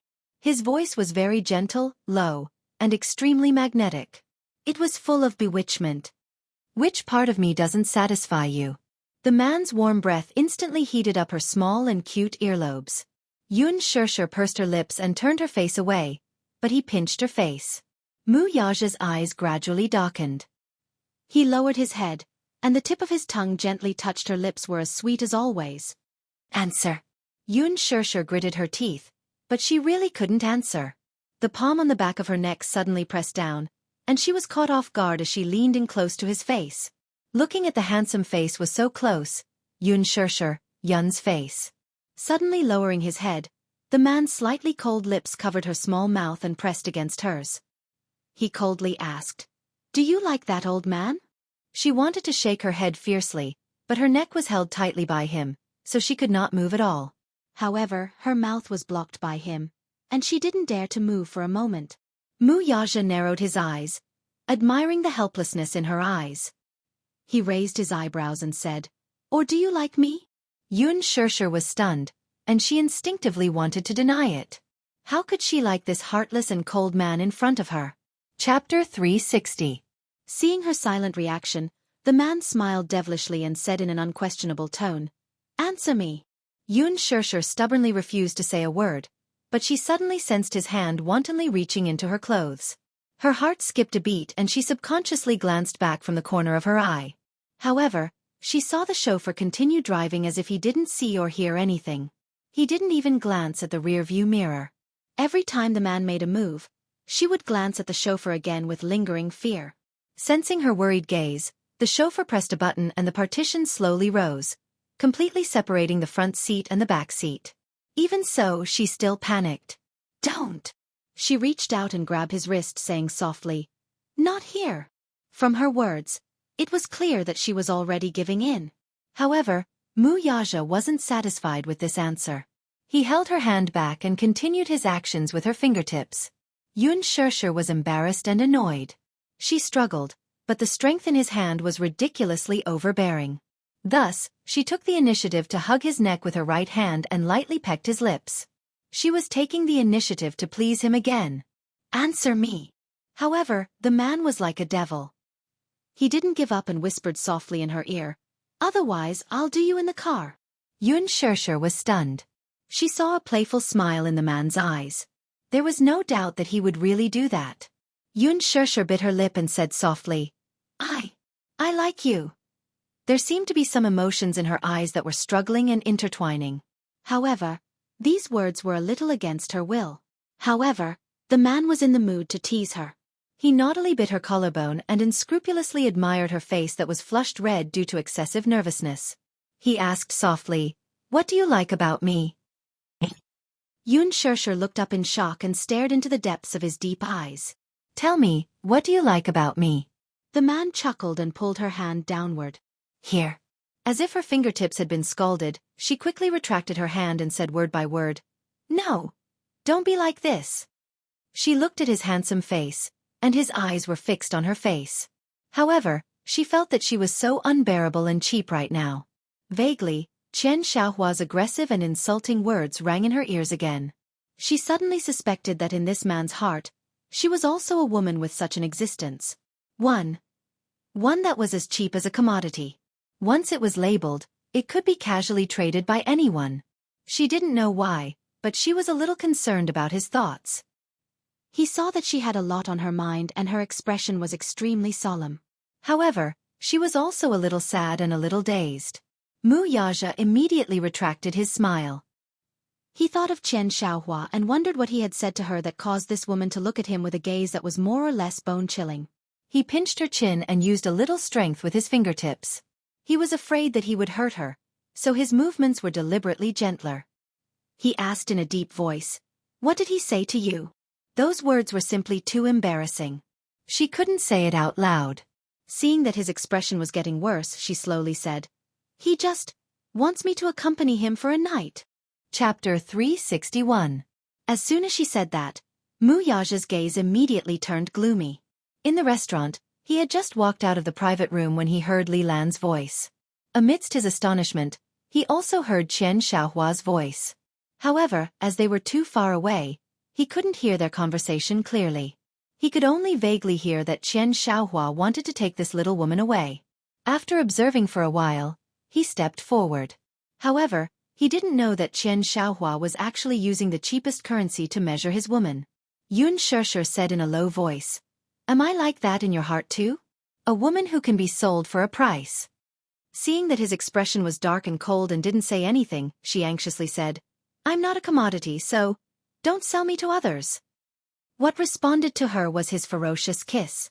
Without waiting for her to finish her sentence, he fiercely sealed her mouth and kissed every last bit of her broken words. The tip of his tongue recklessly invaded her little mouth and wildly swept across her mouth. His thin lips tightly pressed against her little mouth. He didn't seem to want to give her a chance to breathe. He bit the tip of her tongue and violently plundered her along with her breath. She even thought that she was going to suffocate and faint in his arms in the next moment. Just as her consciousness was about to go blank, he finally let go of her. Xianxia was extremely tired as she laid on his shoulder. Her red lips greedily took in large mouthfuls of air. As she gradually regained her consciousness, she seemed to hear his deep voice. "You're my woman. Who dares to touch you?" His words revealed a bit of arrogance, but also unintentionally revealed a bit of undetectable gentleness. However, she was sensitive enough to feel his gentleness, but this gentleness pierced her heart to the point of pain. She also didn't know why her heart was hurting so badly. It twitched, and she felt a little uncomfortable. The tip of her nose was also sour. This man's domineering protection made her feel an inexplicable sense of security. In her heart, she actually tasted a little bit of sweetness. This man was indeed domineering, but this feeling of being protected in his arms was very good. Asterisk in the VIP room. In front of the billiard table, a devilishly handsome man gracefully crouched beside the table. The cue in his hand was aimed at the billiard ball. A pair of long, narrow, and soul-stirring eyes flickered with a devilish light. Dong!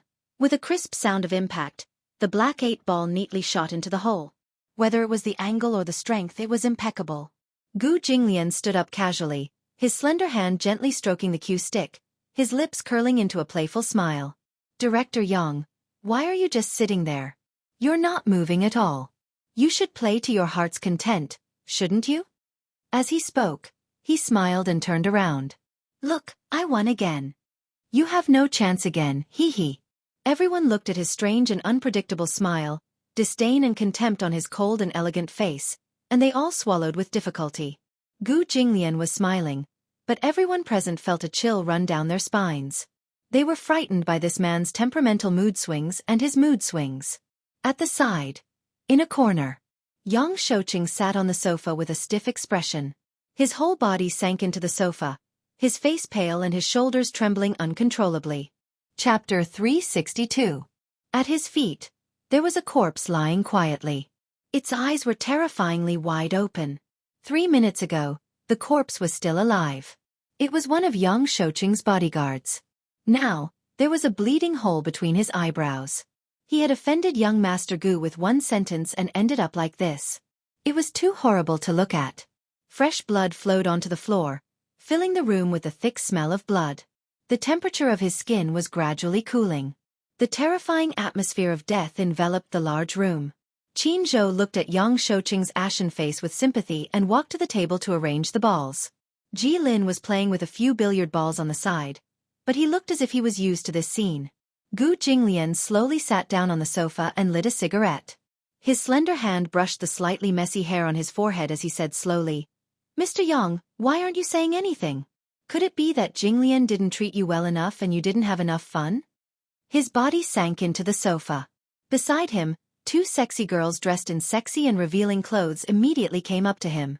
Their graceful and exquisite bodies slowly straddled his body, carefully holding his handsome face, and planted a kiss on his lips. Gu Jinglian smiled flirtatiously. His large palm suddenly reached under the woman's skirt and moved up, teasing her body. Yang Shouqing was inexplicably shocked. "No. Young Master Gu, you're being too serious. How's the injury on your hand recovering, Mr. Yang?" Gu Jinglian didn't look at him. He was focused on playing with the woman who kept touching him coquettishly. His tone was chilling. "It's fine now. If Xianxia offended you in any way, tell me. I'll apologize to you on his behalf." Yang Shouqing's face stiffened. He didn't know whether to laugh or cry. Apologize? Asking the head of the Gu family, the most powerful family in the underworld, to apologize to him wasn't just an apology. It was asking for his life. Yang Shouqing was filled with regret at this moment. He didn't expect Gu Xingzia's brother to be Gu Jinglian of the underworld Gu family. This was incredible. He had offended someone he shouldn't have offended. Previously, he did not know who Gu Xingzia was. He only knew that this young man was very arrogant and dared to challenge him. Who was Yang Shouqing? The godfather of Hong Kong cinema. A legend of his generation. He was the man who dominated the Hong Kong film industry for 20 years. He had been in the entertainment industry for so many years. With his strong background and methods, no one had dared to give him any face. Gu Xingzia was the first and only one. After the cocktail party, Qin Zhou had also brought a few of the people in charge of Huanyu to personally apologize. However, Yang Shouqing was proud and arrogant. How could he be appeased so easily? The reason he asked Qin Zhou for Gu Xingzia was because he wanted to get Gu Xingzia to come over and teach him a lesson. He wanted him to know that the entertainment industry was huge and that he, Yang Shouqing, was a man of his word. Don't think that you can look down on others just because you've been in the industry for 10 years and have been hailed as a heavenly king idol. Even the higher-ups of Huanyu had to give him face. Gu Xingzia did not know the immensity of heaven and earth and dared to go against him. However, he didn't expect that Gu Xingzia wasn't a simple character. The Gu family of the underworld was the only wealthy family in Beijing that had been passed down for hundreds of years.